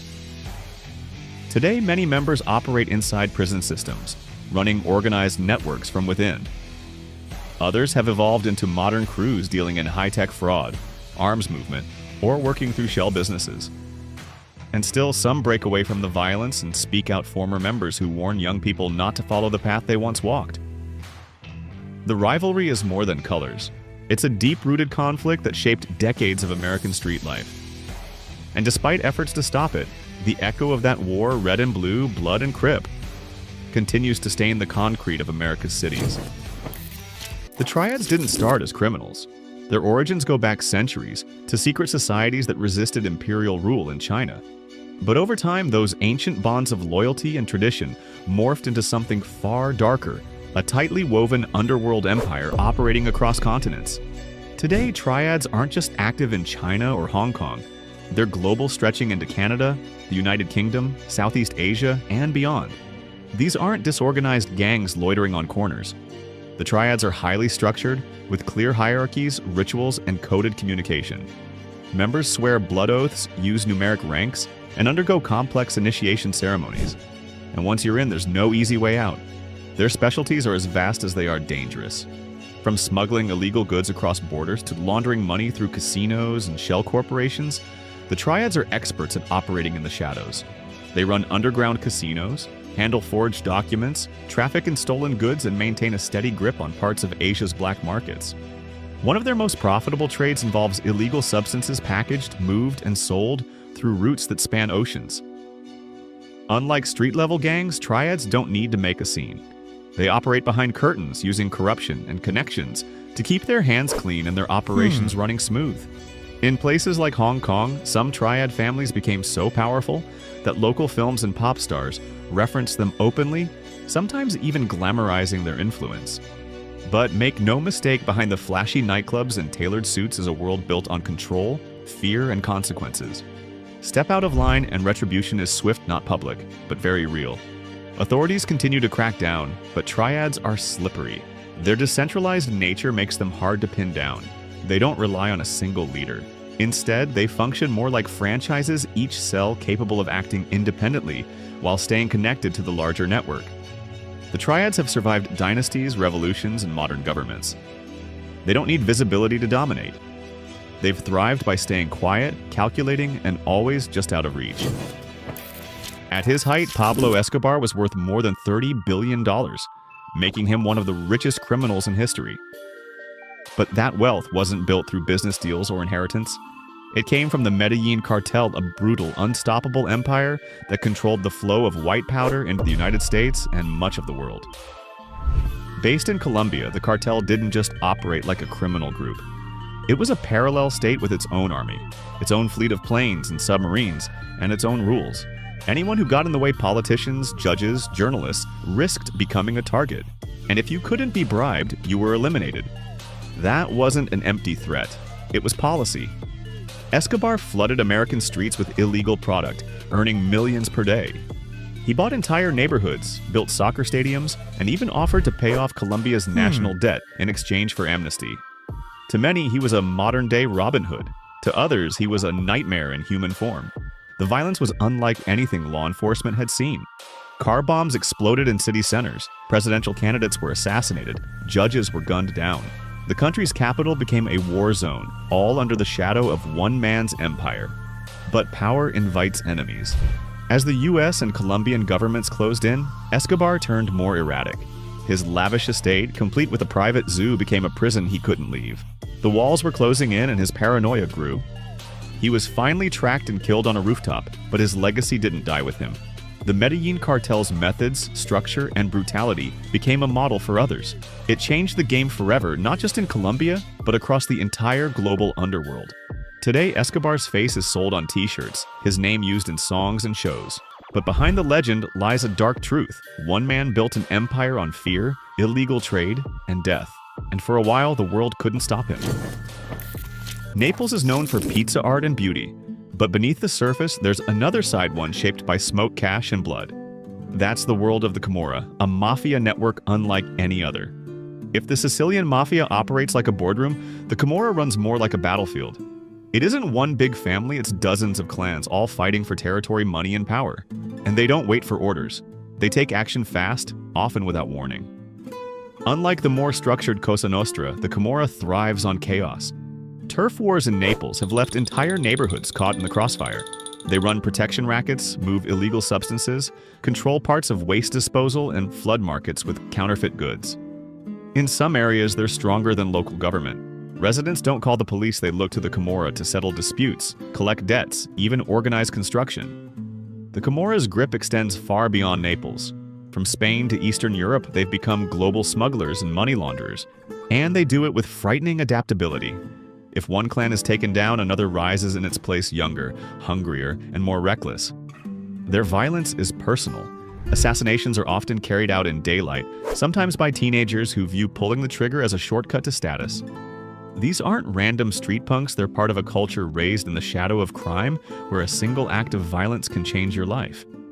Despite major crackdowns by Italian authorities, the Camorra keeps coming back. They embed themselves into struggling neighborhoods, offer jobs, provide money, and fill the gaps that institutions fail to reach. That's what makes them so hard to wipe out. They're not just criminals, they're part of the local fabric. If The Godfather was about honor and hierarchy, the Camorra is about survival and speed. It's messy, dangerous, and always evolving.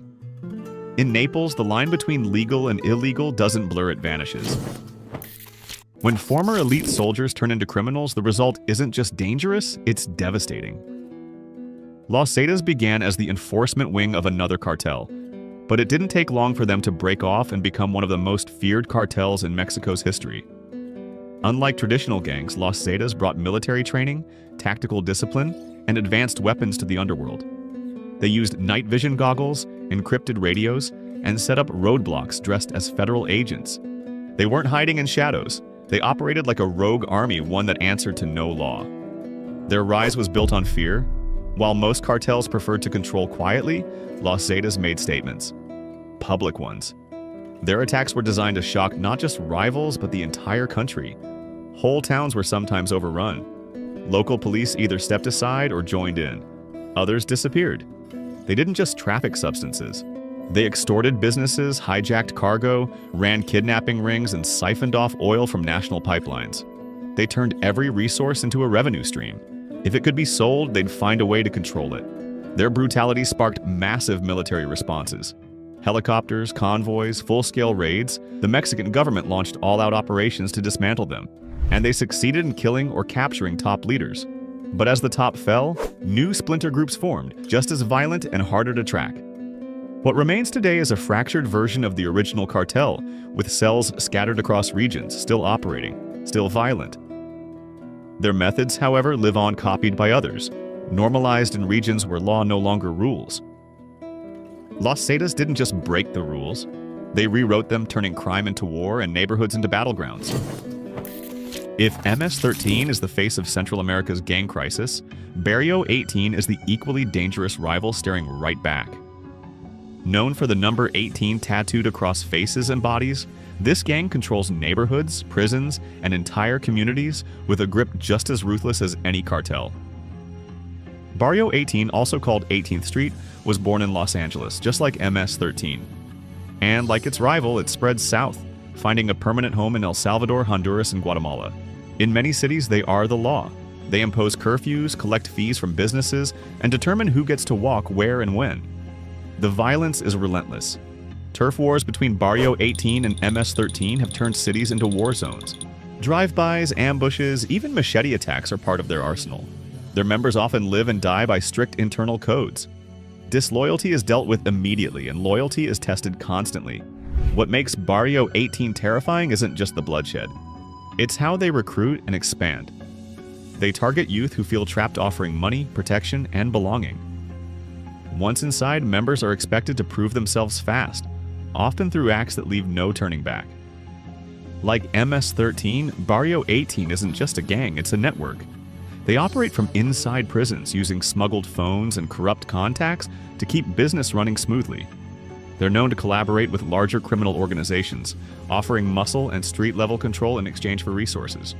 Governments have tried mass arrests, special task forces, even military deployment. But the gang continues to evolve. Sometimes they splinter, creating new cells that fight each other.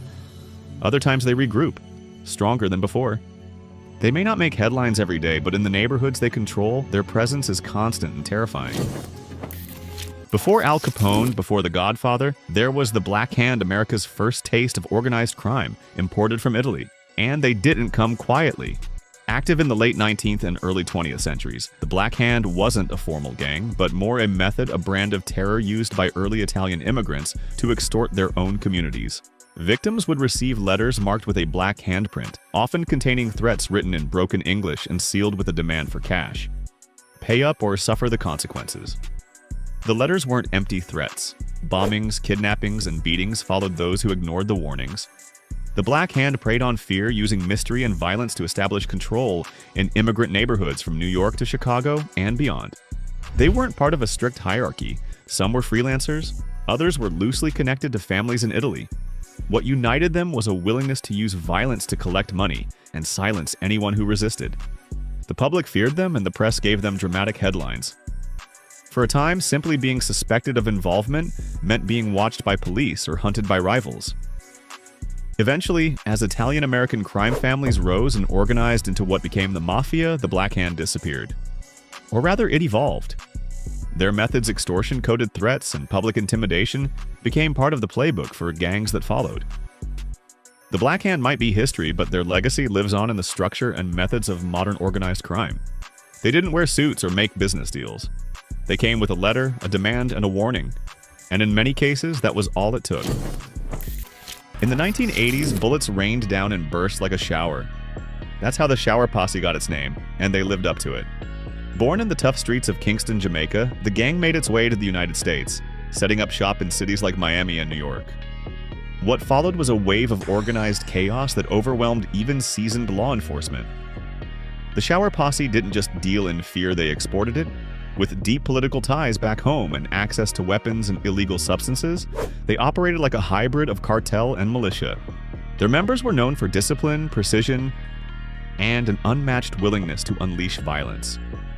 In New York's drug-fueled 1980s, they battled rivals like the Jamaican Spanglers, leaving a trail of firepower and fear through neighborhoods in the Bronx and Brooklyn.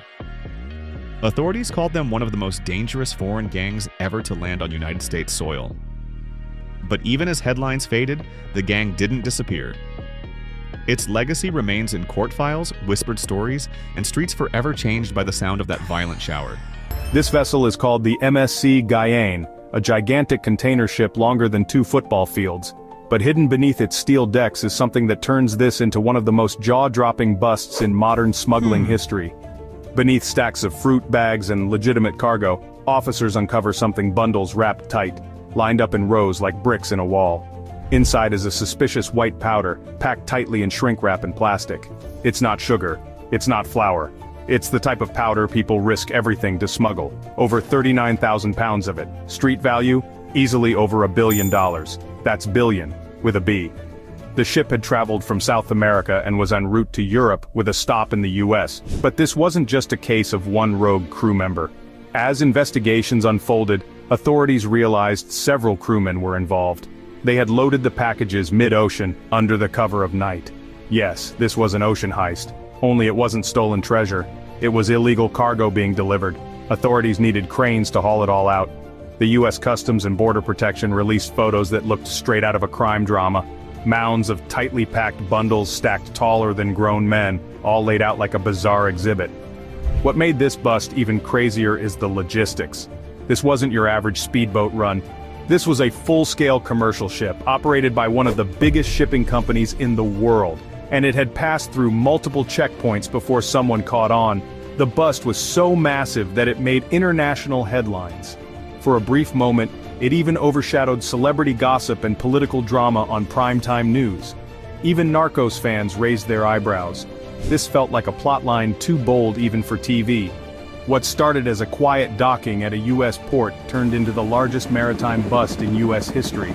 And it all unraveled container by container, with agents doing the unthinkable, catching a billion-dollar haul hiding in plain sight. Forget spy movies, this is a real case, and it's weirder than fiction. A man was caught trying to sneak across the Hong Kong-Shenzhen border with 94 iPhones taped to his body. 94. He looked like a homemade robot. Layers of phones wrapped in plastic strapped to his chest, back, thighs, even around his calves. The Border Patrol got suspicious when they noticed he was walking like a stiff-legged mannequin.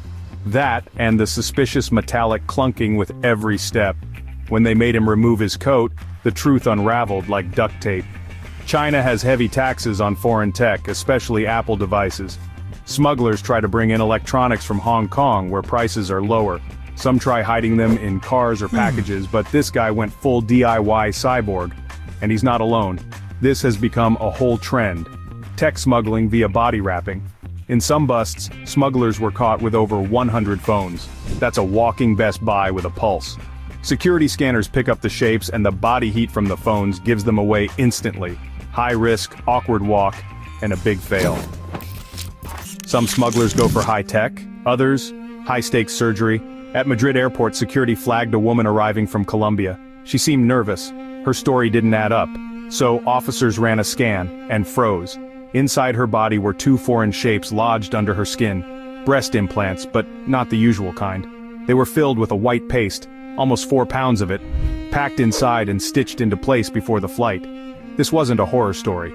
She was fine physically, but the risks were massive, not just legally, medically too. The implants weren't done in a hospital. They were makeshift jobs done fast and loose. This isn't even the only case. In several airports, customs have found people smuggling enhanced body parts, from fake bellies to padded hips. Airports now use thermal scanners and motion analysis to spot these odd body mods. Strange, desperate, and dangerously creative, this kind of smuggling shows how far some people will go to hide something where no one wants to look. Let's get straight to it. Some smugglers really do try to turn themselves into human safes. In one of the most bizarre trends in recent years, airports across India have been catching passengers trying to smuggle solid gold.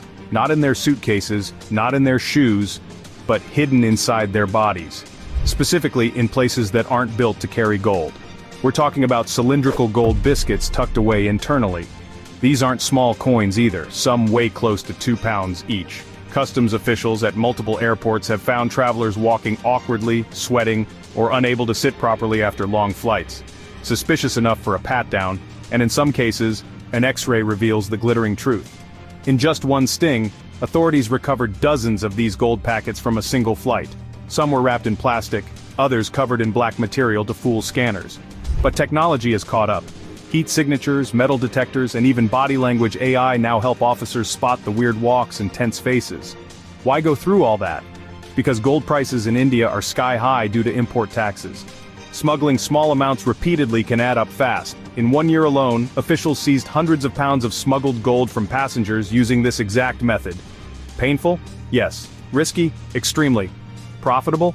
Apparently still worth it for some. It's a smuggling method that's as uncomfortable as it is unbelievably creative.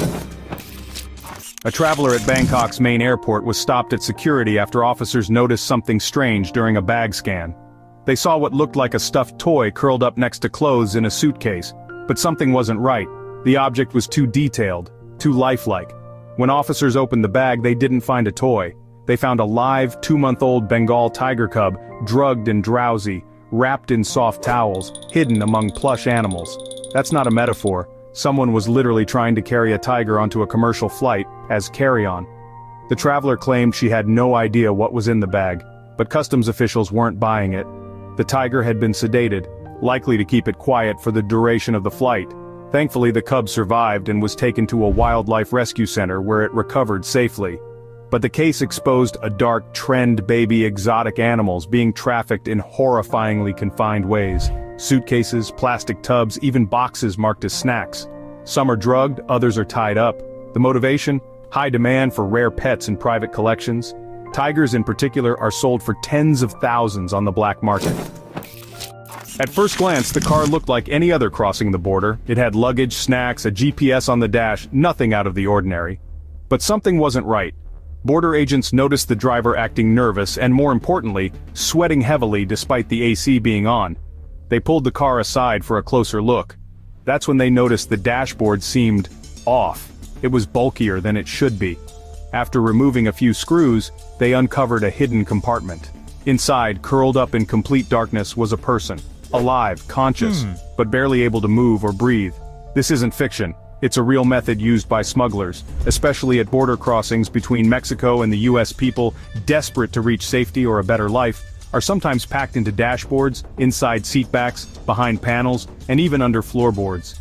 In some cases, passengers were stuffed into custom-built compartments so small they couldn't straighten their legs. The air supply? Minimal. The risk? Enormous. But for some, it's the only shot they think they have. In one case, agents found a woman hidden beneath the front passenger seat. She had been inside for over 4 hours. Thankfully, she survived and was rescued on the spot. It's not just about crossing borders illegally, it's about human lives being reduced to cargo space. Many of these individuals are victims, not criminals, and their stories often remain untold. What makes this kind of smuggling especially tragic is that it's both desperate and dangerous, and happening more often than most people realize. Now this one's gonna make you blink twice. A man arriving at JFK Airport was walking normally, carrying nothing suspicious. But customs officers noticed the bottom of his coat looked bulkier than it should. They pulled him aside and started asking questions. He was polite, calm, maybe a little too calm. So, they checked his luggage. Nothing. Then they checked his coat. Inside, sewn into the lining, they found 35 tiny plastic hair curlers, each one containing a live songbird. That's not an exaggeration. Each bird was stuffed into a tube, wrapped in mesh, just big enough to keep it alive and quiet. Why? Not for food or science. These birds were destined for underground singing competitions in certain communities where males that sing well can fetch big money. Some people even place bets like it's a bird version of boxing. And a rare species? That can mean thousands in profit. The smuggler thought he'd outsmart the system by literally wearing the birds into the country. But one bird chirped, just once, and that was all it took for customs to catch on. Thankfully, all the birds were rescued and handed over to wildlife services. But the idea of someone walking through a major international airport with a choir of endangered birds hidden in hair curlers, it's almost cartoonish. Almost. Until you realize it's been done multiple times, and not everyone gets caught. Sweet on the outside, shiny on the inside. In several Indian airports, officials have discovered a bizarre smuggling method. Gold, carefully molded into flat, coin-shaped discs, wrapped in chocolate foil, and placed into boxes that looked like candy. The wrapping was so convincing that one customs officer initially thought he was looking at a snack gift, but the weight gave it away. Gold is heavy, heavier than chocolate by far. When they peeled back the wrappers, the truth gleamed right back at them. This wasn't just a one-time gimmick, it became a pattern. Boxes of chocolates arriving from overseas were flagged and searched, revealing layer after layer of foil-covered gold coins, disguised to fool scanners and customs agents. The smugglers were banking on the fact that sweets don't usually raise red flags at security, especially in gift season.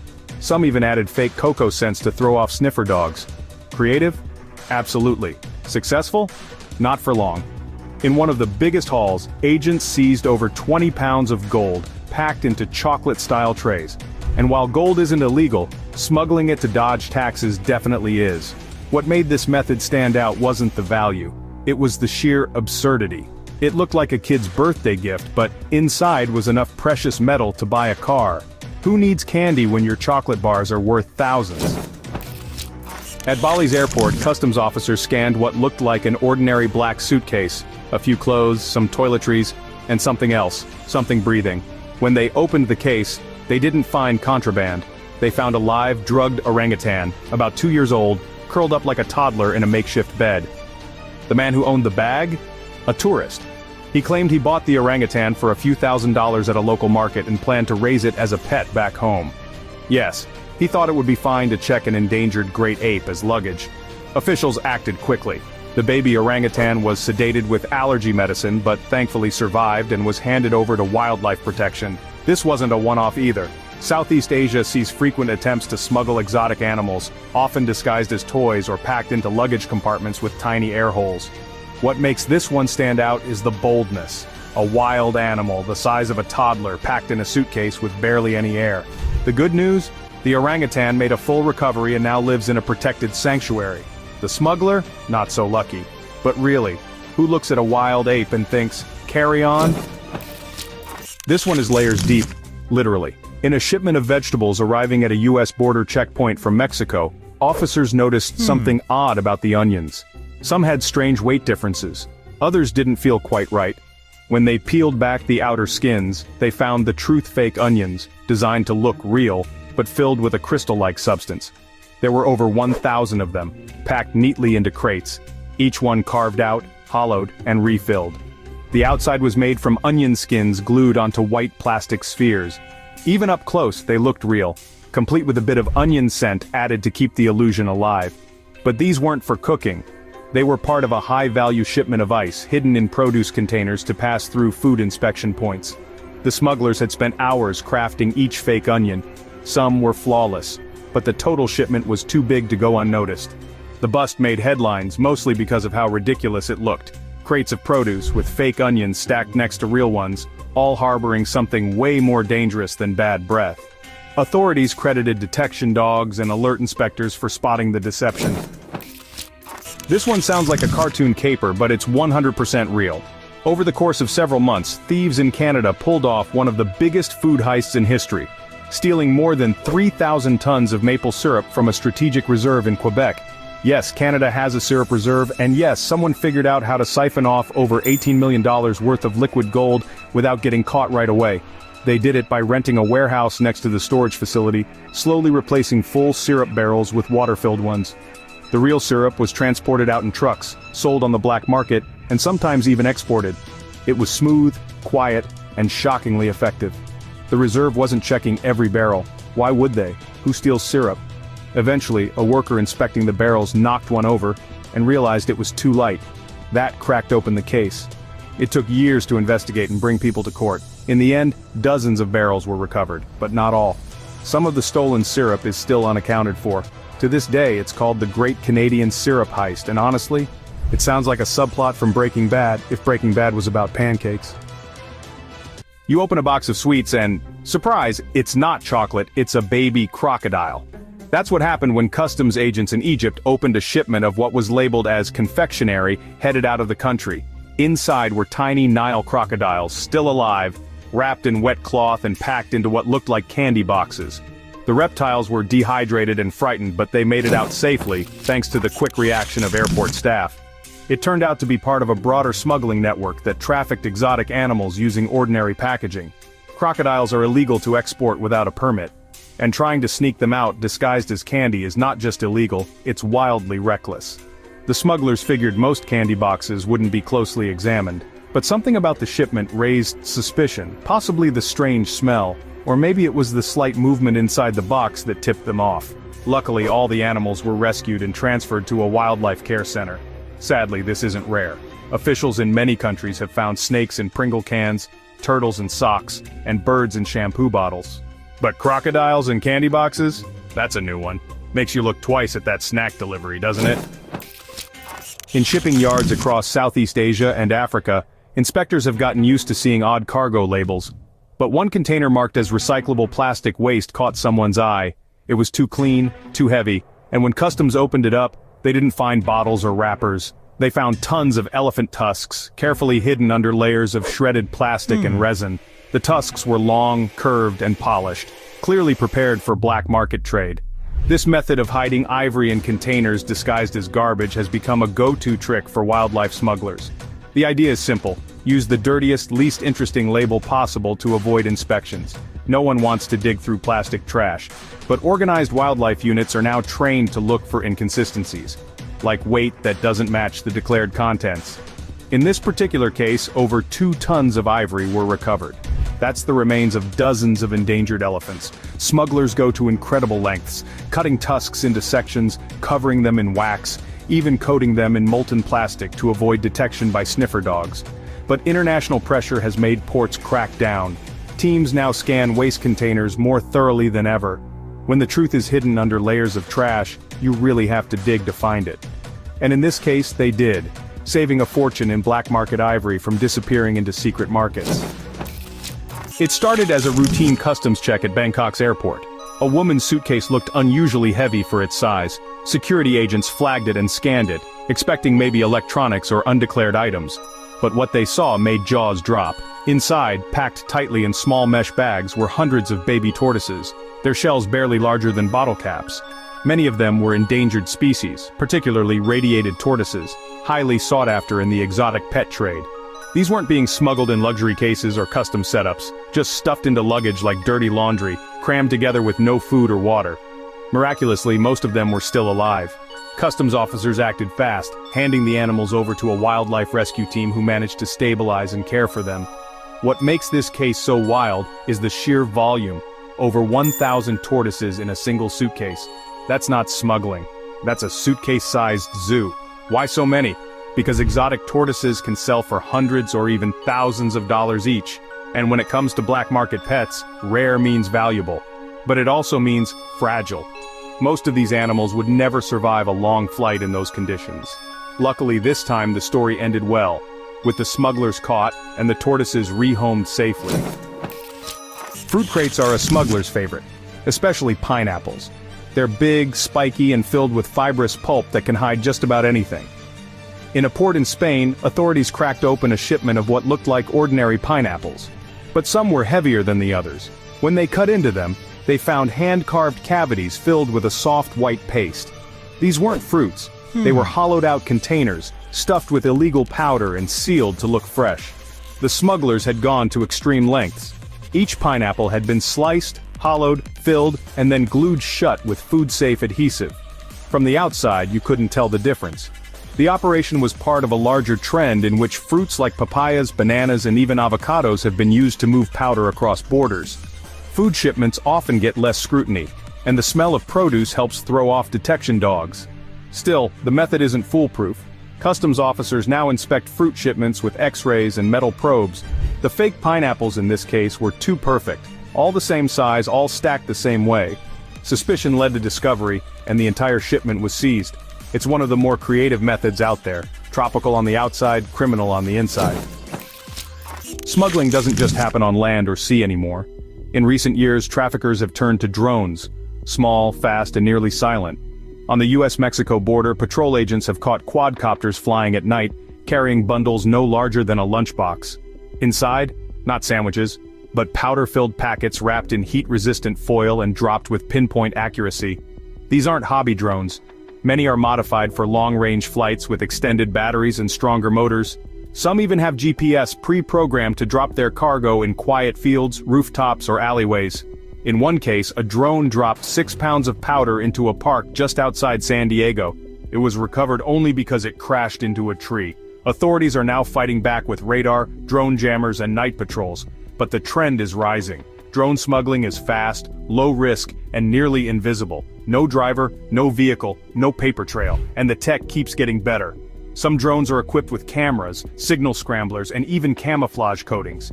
It sounds like something from a spy movie, but it's happening right now, just above our heads. In the sky, crime flies quieter than ever. At one European border, customs officers were inspecting what looked like an ordinary shipment of construction materials. Bags of cement, pallets of bricks. Everything checked out. Until a single pallet tipped slightly too easily. Hidden inside the bricks, cigarettes, thousands of packs, perfectly stacked, vacuum sealed, and surrounded by real cement to mask the scent and weight. Smugglers had literally built fake bricks, using real materials on the outside and hollow spaces on the inside. This wasn't a one-time trick. Authorities uncovered multiple shipments like this, some with cigarettes worth over $500,000, dodging huge taxes. Europe's black market tobacco trade is booming, and smugglers have gotten creative, hiding cigarettes and furniture inside rolls of steel, even inside hollowed-out tombstones. But cement bricks? That takes patience, precision, and a twisted kind of genius. The bust went viral, especially after customs released images of bricks being cracked open like piñatas, revealing neat rows of smokes instead of mortar. It was a perfect mix of comedy and crime. The lesson? If your cement's too light, maybe don't light it at all. No one expected that. President Donald Trump dropped a headline so big it sent shockwaves across the country. Cameras were rolling, the crowd was roaring, and then came the words that left even the most seasoned political analysts speechless. We're reopening Alcatraz, and we're turning it into the most secure prison this country has ever seen. Up to that point, no government statements had hinted at any plan to revive the infamous prison island. But insiders now claim whispers started weeks earlier, hush-hush site visits, increased marine activity near the rock, even a quiet federal inspection. The Department of Justice has refused to comment, but satellite images showing equipment being ferried across the bay have already gone viral. So why now? Why Alcatraz? Trump didn't offer much detail. What he did say was this: we've got the worst criminals, we've got people trying to tear this country apart from the inside, and we're going to make sure they don't get the chance. That one line set off a firestorm. Some believe he's referring to high-profile cybercriminals, organized crime figures, or international agents caught spying on U.S. soil. Others are more skeptical, warning that vague labels like enemies of the country could spiral into something far more political. Legal scholars are already digging into the constitutional gray zones. Is Trump trying to build a fortress outside the reach of standard due process? Even supporters were caught off guard. They loved the idea, but they want to know more. Is this a maximum security facility for select cases or a prototype for something bigger? There's even talk online that this is just phase one of a nationwide plan to overhaul the justice system by removing its most dangerous elements from public view entirely. And then there's the island itself. Alcatraz is more than just rock and rust. It's a symbol of isolation, punishment, and the extremes of control. Critics call it a distraction tactic, a move to dominate headlines and shift attention from economic debates and international tension. But Trump's base? They're calling it a masterstroke, a bold return to hardline justice. One thing's certain, nobody's laughing. Journalists, lawyers, activists, even foreign leaders are watching closely. Is this just posturing? Or is a forgotten fortress about to become the center of America's most controversial crackdown? The moment President Trump mentioned reopening Alcatraz, the first question on everyone's mind wasn't how. It was who. Who exactly does he plan to send to a place once reserved for the most dangerous men in America? So far, no official list exists, but Trump's wording at the rally was deliberate and unsettlingly open-ended. He spoke of traitors, cartel bosses, terrorists, and those who attack our nation from within. That phrasing lit a fire across the political spectrum. Supporters saw justice, critics saw a slippery slope. If the plan goes through, it's unlikely we'll see average convicts heading to the Rock. The assumption is that Alcatraz 2.0 would be a special facility, a kind of legal black hole for people considered threats beyond the norm. Names floated by pundits include high-level hackers, espionage suspects, and figures tied to organized crime rings. But there's growing concern that the criteria could expand. Who defines threat? What happens if that definition shifts over time? Whistleblowers, leakers, and controversial activists are also quietly being added to the conversation. Some worry this could be used to silence voices under the pretext of national security. It's not a far-fetched idea. Either history is full of leaders using prisons, not just for punishment, but for control. And then there's the online speculation. One viral post suggested the prison could be used for high-profile arrests of corporate elites and foreign operatives. Another theory claims it's part of a larger crackdown campaign, targeting those who've evaded prosecution due to influence or wealth. Wild? Maybe. But in today's climate, even wild theories gain traction when uncertainty is this high. Legal experts are urging transparency. So far, they've received none. No clear criteria, no framework, no process, and yet the momentum keeps building.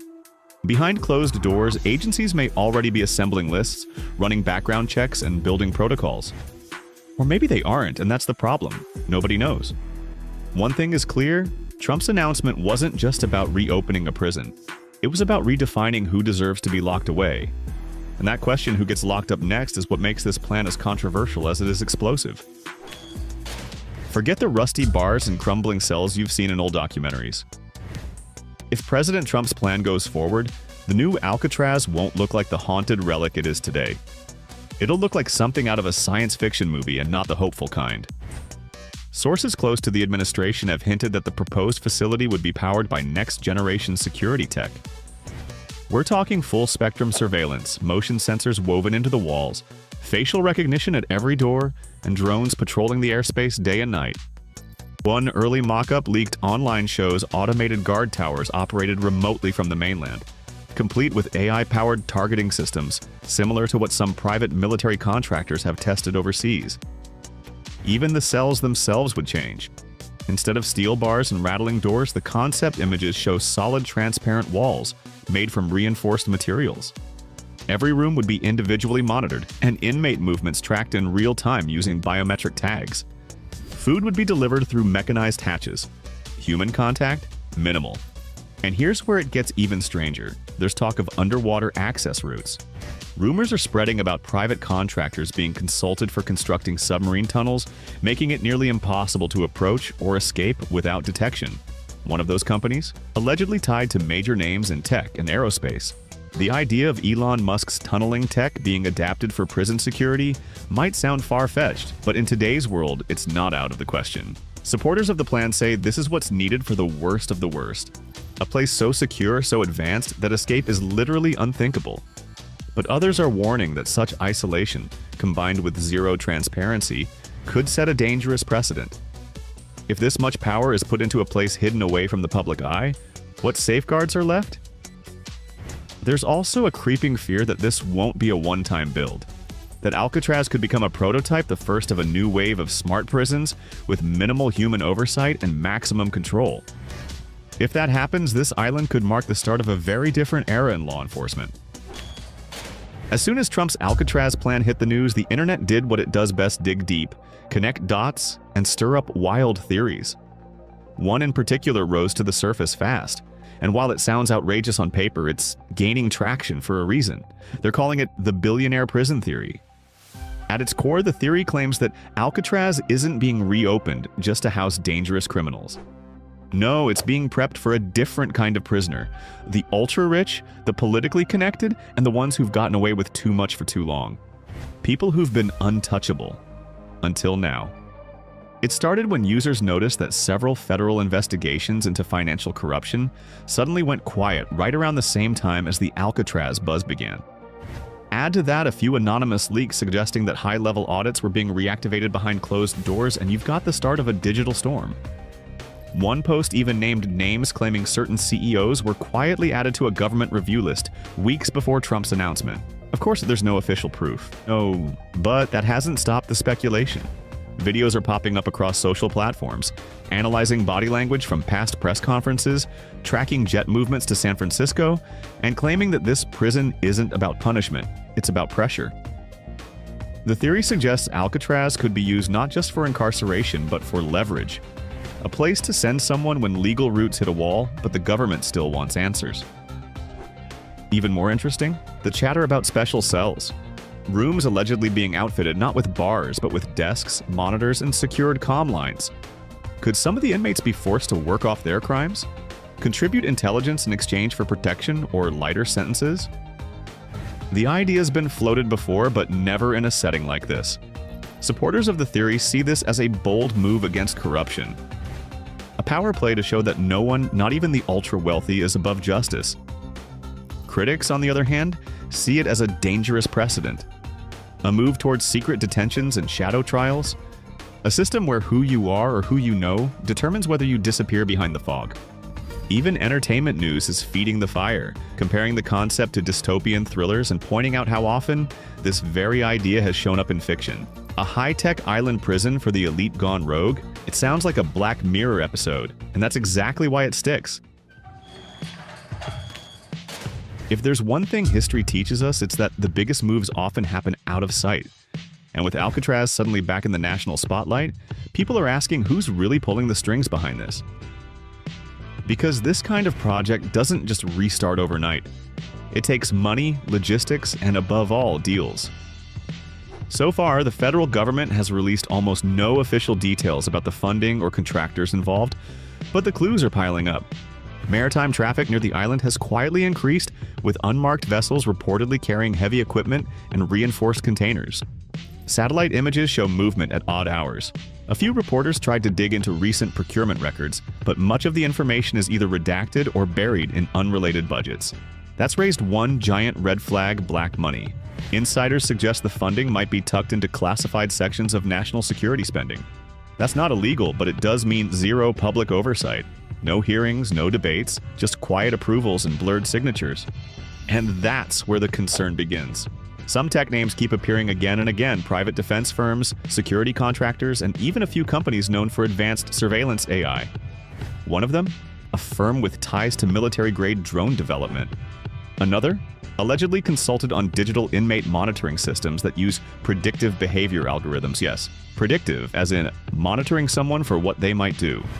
There are also whispers of high-profile individuals being involved. Billionaires with ties to infrastructure, cybersecurity, and artificial intelligence. If the theories are true, these individuals may not just be contractors, they may be investors. That changes the picture entirely, because when profit enters the prison system, motivations get murky fast. One of the more persistent rumors is that Elon Musk's tunneling company has been contacted about developing deep access routes under the bay. Musk hasn't confirmed anything, but his previous ventures into underground transport give the theory weight. Whether it's for supply routes, emergency evacuations, or something more secretive, no one knows for sure. All of this could point to a prison unlike anything the US has ever operated, not just maximum security, but maximum secrecy. A place where the rules are written by those building it, not the people watching from outside. Critics warn that this level of silence around government contracting can lead to massive abuse of power. There are no public bids, no clear accountability, and no concrete timeline. If this facility is being built in the shadows, what else is being planned out of view? As the buzz around reopening Alcatraz grows louder, there's one institution that hasn't been clapping, and that's the military. While President Trump continues to rally support around the idea of turning the island into the country's most secure detention facility, some high-ranking voices inside the Pentagon are sounding alarms behind closed doors. Officially, the Department of Defense hasn't released a statement, but according to recent leaks and anonymous sources cited by multiple outlets, there's internal disagreement about what this plan could lead to. Not because the military opposes stronger national security, but because they're deeply uneasy about the lack of clarity around the mission, oversight, and who exactly will have control once Alcatraz is active again. A confidential memo reportedly circulated within the Joint Chiefs of Staff outlines concerns about overlapping jurisdiction. The worry that a facility like this, sitting in federal hands but potentially operated by private security forces, could bypass existing military protocols and legal safeguards. In simpler terms, too much power in too few hands. There's also chatter about something called Project Sentinel, a term mentioned in encrypted messages flagged by watchdogs. Though unconfirmed, some believe it refers to a broader initiative that includes Alcatraz as a pilot site for next-gen detainment and surveillance models. If true, this would pull the military into a program they weren't consulted on, and that's not sitting well with everyone in uniform. Some retired generals have gone on record carefully to express discomfort. One commented, "If this facility exists outside of the usual chain of command, it creates a dangerous precedent. We've seen what happens when power operates without transparency. There's also strategic tension." Alcatraz, while iconic, isn't an ideal military asset.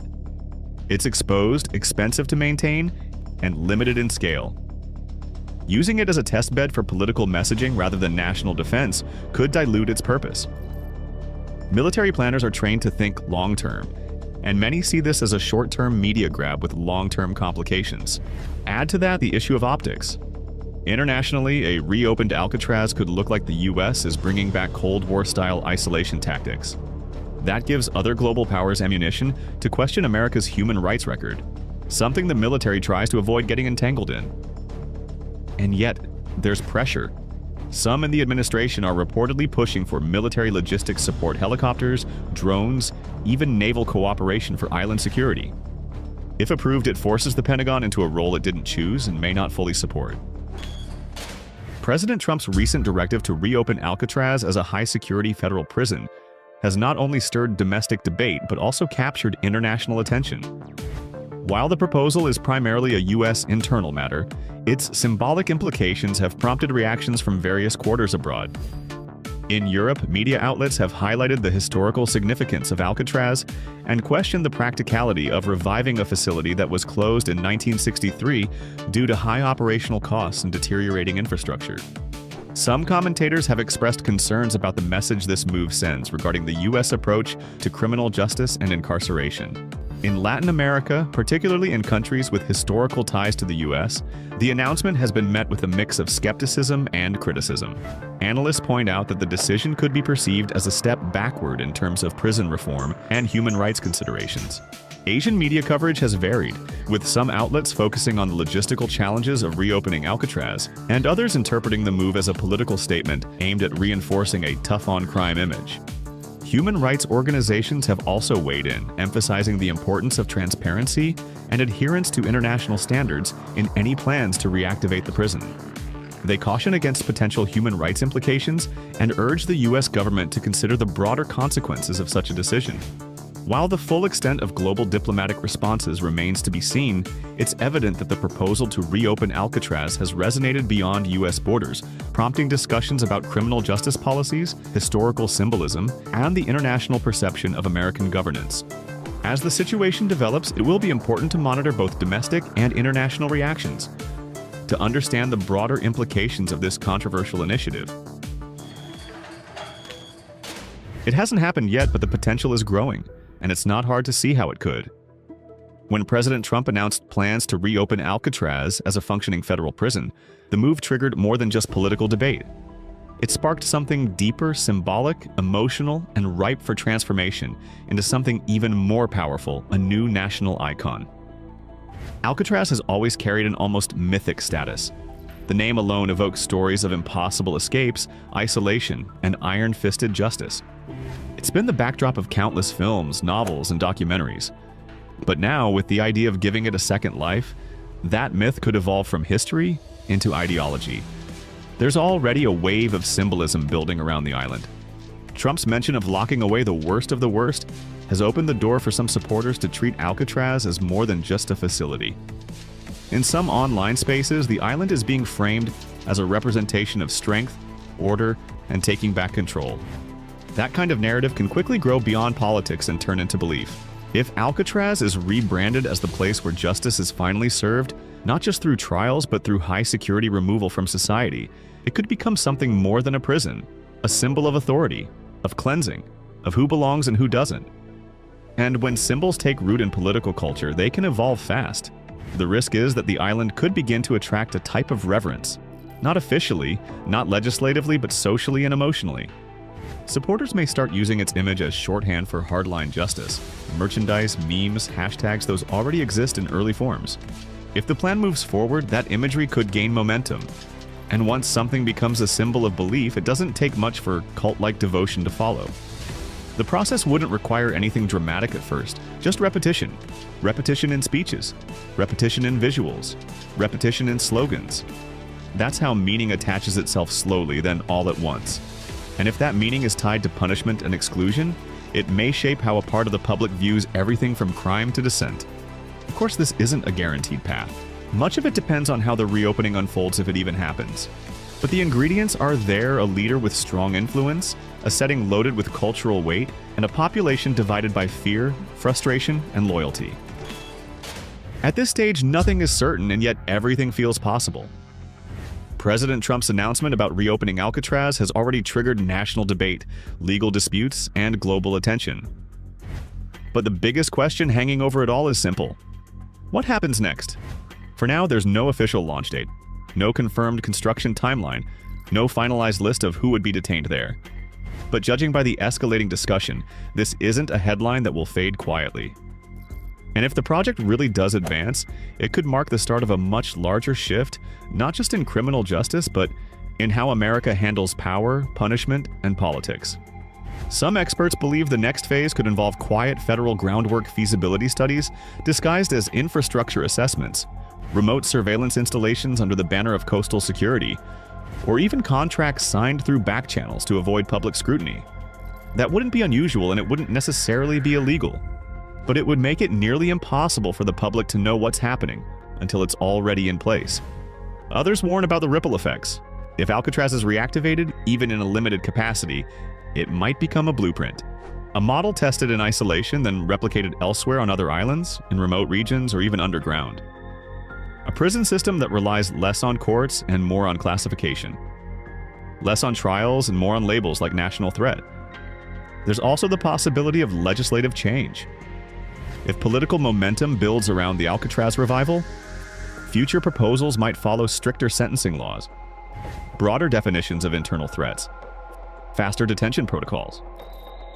In moments of political intensity, policies that once seemed extreme can suddenly appear necessary. And history shows that once a security structure is built, it rarely gets dismantled. More speculatively, this could impact more than policy. It could shift public perception. If Alcatraz is rebranded as a symbol of restoration and order, it may influence how people think about justice itself. Harshness could be seen as efficiency, isolation as leadership, silence as security. And while it might sound far-fetched now, so did reopening Alcatraz until it was said out loud on a stage, broadcast worldwide, and backed by a sitting president. Whether it becomes a working prison again, a political symbol, or just a flashpoint in the culture war, one thing is clear: the Rock is no longer just a ghost from the past. It's back in the conversation. And depending on what happens next, it might change more than just the skyline of San Francisco Bay. It might change the entire tone of America's future. That's about it. How do you feel about Trump's decision? Write in the comments. For more useful information, watch other videos.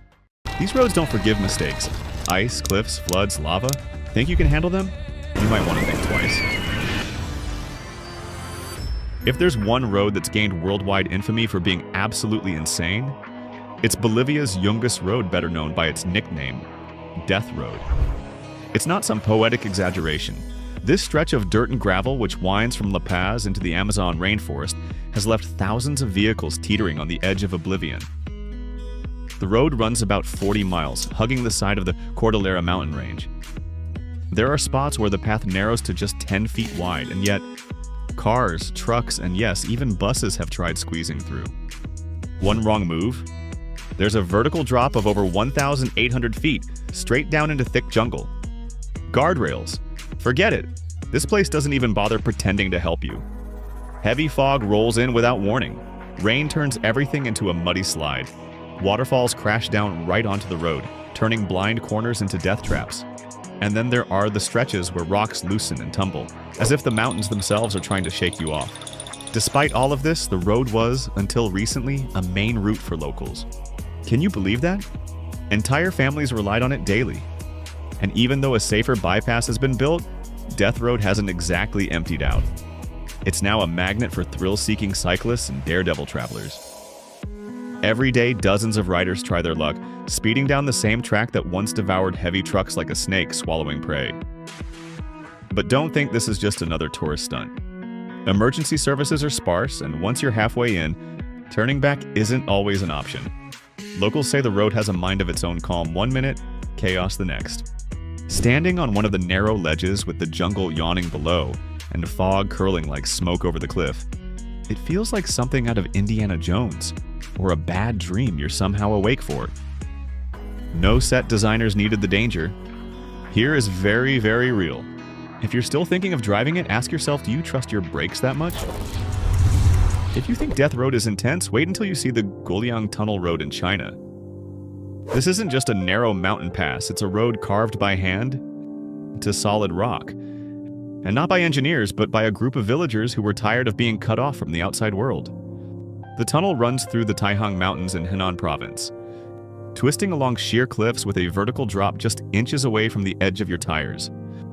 The Guoliang Tunnel is barely wide enough for a single vehicle, and lighting? There's none. During daylight, sun filters in through irregularly cut side windows that double as openings to a straight drop down the mountain. At night, it's pitch black. The road is just over 3/4 of a mile long, with sharp turns and zero forgiveness. You won't find guardrails or any margin for error. The surface is bumpy and uneven, and if a vehicle approaches from the other side, you're stuck negotiating who's going to reverse first in a tunnel on a cliff. Rain makes the stones slick, and in foggy conditions, visibility is almost non-existent. Yet the tunnel remains active mostly by tourists who've heard the legends and want to see if it's really as terrifying as it sounds. Spoiler it is. You're constantly brushing against the tunnel walls on one side, and on the other there's just open air. And yet, just like with Bolivia's Death Road, there's a strange pull to this place. The fact that it even exists, carved with chisels and hammers in one of China's most rugged mountain ranges, makes it feel like a hidden level in some adventure video game, except there's no reset button if you mess up. From cliffs to crashing waves, the Guoliang Tunnel may be narrow and dark, but Norway's Atlantic Ocean Road is wide open to the sky, and that might be even worse. This series of bridges and causeways links a string of islands along Norway's west coast, winding through the open sea like a thread barely holding everything together. And when the weather turns, it doesn't just rain, the ocean attacks. Built through a zone known for its brutal storms, the Atlantic Ocean Road is constantly battered by wind and water. Waves slam against the bridges with such force that spray sometimes covers entire vehicles. The Storsay Sundit Bridge, the most famous stretch of the road, curves so steeply it's earned the nickname the Road to Nowhere. From certain angles, it actually looks like the bridge just ends mid-air. The biggest danger here isn't the height or the speed, it's the unpredictability.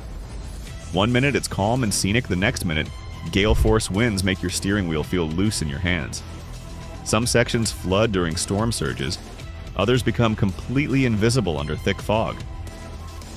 There are warning signs, but no amount of signage prepares you for the experience of driving this road while the sea throws itself at your windshield. Unlike some of the more remote roads on this list, the Atlantic Ocean Road is surprisingly well maintained. But that doesn't make it safe, it just means it's always ready to test someone new. The surreal beauty of the landscape can trick you into letting your guard down, which is exactly when the next rogue wave decides to make your car part of the coastline. Coming off those crashing waters and into the mountains again, we're heading next to a road that mixes both altitude and danger, Zoji La Pass, India's slippery road in the sky. Slippery. Leaving the wet winds of Norway behind, we go higher, much higher. Zoji La Pass isn't just a road.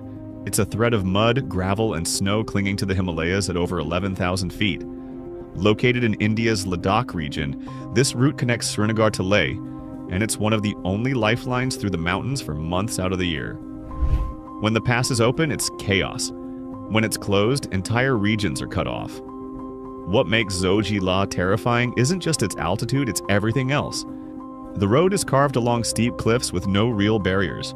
Heavy snow is common, even late into the year, and when it melts, the surface turns into a slippery mess.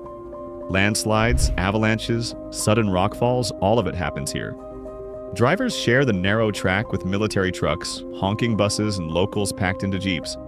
There's barely room for two vehicles to pass, and yet, somehow, traffic flows both ways. Visibility can drop in seconds as fog rolls in or clouds descend onto the road itself. Rain turns tight corners into skid zones. Despite all this, there are no lanes, no lights, and very few signs. Every turn feels like a guess: are you curving around the mountain or off it? The stakes are high, but for many it's just part of life. Convoys move supplies across it, and thrill seekers try their luck during the brief summer season when the pass is fully open. But this isn't a place to admire the view for too long. One distracted glance might be your last. And if the mountain decides it's time to shift, there's no warning, just a rumble and then silence. Zojila might be high and icy, but Fairy Meadows Road in Pakistan is pure madness, carved into rock and dirt. This road doesn't wind gently up a slope, it claws its way up the face of a mountain, often with less than a foot of clearance on either side. It's not paved, it's not marked. And if you want to drive it, you'll need nerves of steel and a very good reason. The road leads to a place called Fairy Meadows, a breathtaking alpine meadow beneath Nanga Parbat, the 9th highest mountain on Earth. But the only way up is this jeep track, which snakes through the mountains for around 7 miles of extreme terrain. There are sections where the road literally hangs off the edge. On one side, there's rock, on the other, a straight drop with nothing to stop a fall. No rail, no ditch, just air. During rainy weather, the dirt surface turns to mud, making the track even more unstable. Rocks can fall at any time. In places, the road narrows to a width where even a jeep struggles to pass. Turning around? Not an option. Most visitors let local drivers take the wheel, and even they admit this road isn't for the faint-hearted.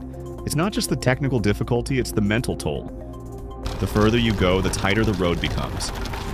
There are no brake areas, no pull-offs, and the mountains loom close enough to scrape your mirrors. Every engine noise echoes off stone walls. Every tire shift feels like a potential disaster. The reward at the end is stunning a tranquil meadow straight out of a painting. But many say the journey up is more intense than the view at the top. This isn't just a road, it's a tightrope stretched across a mountain, and every inch feels like a dare. Now we go to South America, where the road doesn't dangle off cliffs or fight the sea, it climbs to the sky. Abra del Acay is part of Argentina's legendary Route 40, and it takes drivers up to nearly 16,400 feet. That's higher than many airplane cruising altitudes. Up here, the sky feels closer than the ground.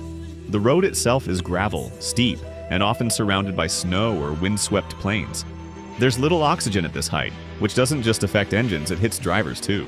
Breathing gets harder, focus fades, and yet you're navigating a route full of tight bends, sudden drops, and no shoulder room. The air is thin, but the danger is thick. Unlike some mountain roads, there are very few visual warnings. The landscape is beautiful but deceptive. The colors of the rock and sky blend, making it hard to see where the edges really are. You can go from a clear day to snow flurries in minutes.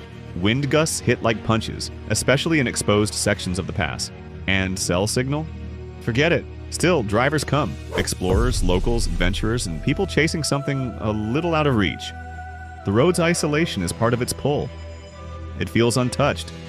A road that's dared people to conquer it, or just to get across it for generations. But every journey over Abra del Acay is a risk. Your car might not like it. Your lungs might not like it. And if your brakes fail here, there's no margin for error. This isn't just a road to drive, it's a road to survive. And once you've made it over, you won't look at high altitude the same way again. In most cities, a highway is a place to escape the rain. In Houston, it's where the water goes. This city has some of the most flood-prone roads in the United States. And when storms hit, entire freeways vanish beneath rising water. The most notorious are the underpasses and sunken stretches of I-10, US 59, and the Hardy Toll Road roads that can transform into rivers in just hours. During major storm events, especially the kind that now hit more often, these highways turn into churning channels. What makes it more unsettling is that everything looks normal until it doesn't. You could be driving under an overpass and suddenly the road ahead has disappeared into brown, debris-filled floodwater. There are few things more surreal than watching a pickup truck floating where cars sped through just the day before. It's not just heavy rainfall, it's how the city is built. Much of Houston sits on flat, impermeable clay soil. Water doesn't soak in, it piles up. Add in a growing population, expanding pavement, and intense storms, and you've got a recipe for roads that drown. Drivers have been caught off guard again and again, with signs warning turn around, don't drown posted all over the city for a reason. Even when the water recedes, the danger doesn't go away. These floods leave behind damage that hides in plain sight, weakened pavement, sinkholes, and hidden debris. The roads might dry up, but their reputation sticks around. In Houston, when the forecast turns dark, locals know better than to trust that the road ahead is still there. Head to Hawaii's Big Island and you'll find a road that ends in a wall of lava. Literally. Chain of Craters Road runs through Hawaii Volcanoes National Park, and parts of it have been overtaken more than once by molten rock. It's one of the only roads in the world where the pavement just disappears under a hardened volcanic flow. The route starts off peaceful enough, winding past old lava fields and steaming vents. But as you descend toward the coast, you see the past meet the present in a way that's both beautiful and unsettling. The jagged black terrain stretches for miles, some of it still warm to the touch. And then the road just ends. Not because construction stopped, but because the Earth decided to claim it back. Over the years, eruptions from Kilauea volcano have wiped out entire sections.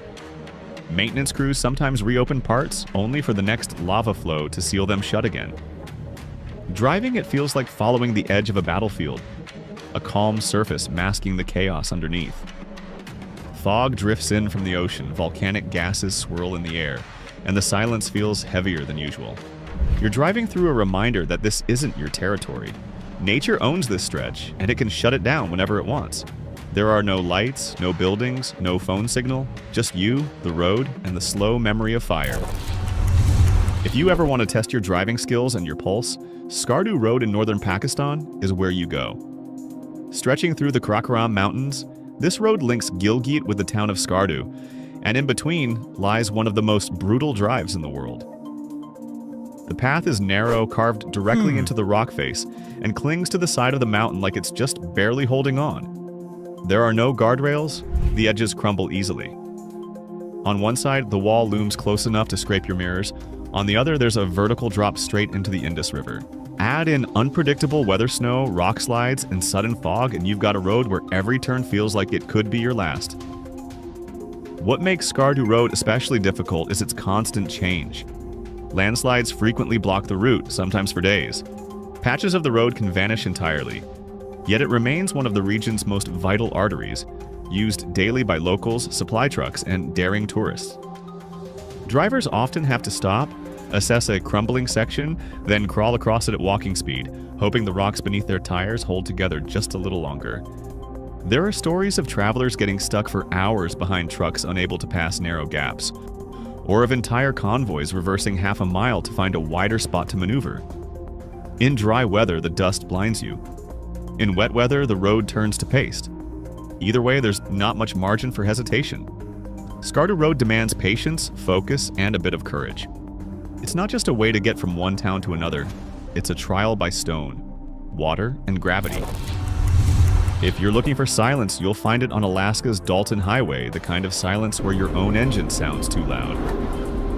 This road runs more than 400 miles from Fairbanks to the oil fields of Prudhoe Bay. And most of the way, you'll see nothing but tundra, mountains, and sky. It was built to support the Trans-Alaska Pipeline, not to welcome tourists. And it shows. Only about 100 miles of the Dalton are paved. The rest is gravel, dust, and ice depending on the season. In winter, which lasts most of the year up there, temperatures plummet deep below zero. The road becomes a ribbon of ice, slick and unforgiving. In summer, rain creates long stretches of slippery mud. Either way, it's treacherous. And if you break down, help isn't just around the corner. There are no gas stations for over 200 miles in parts, and cell service is mostly non-existent.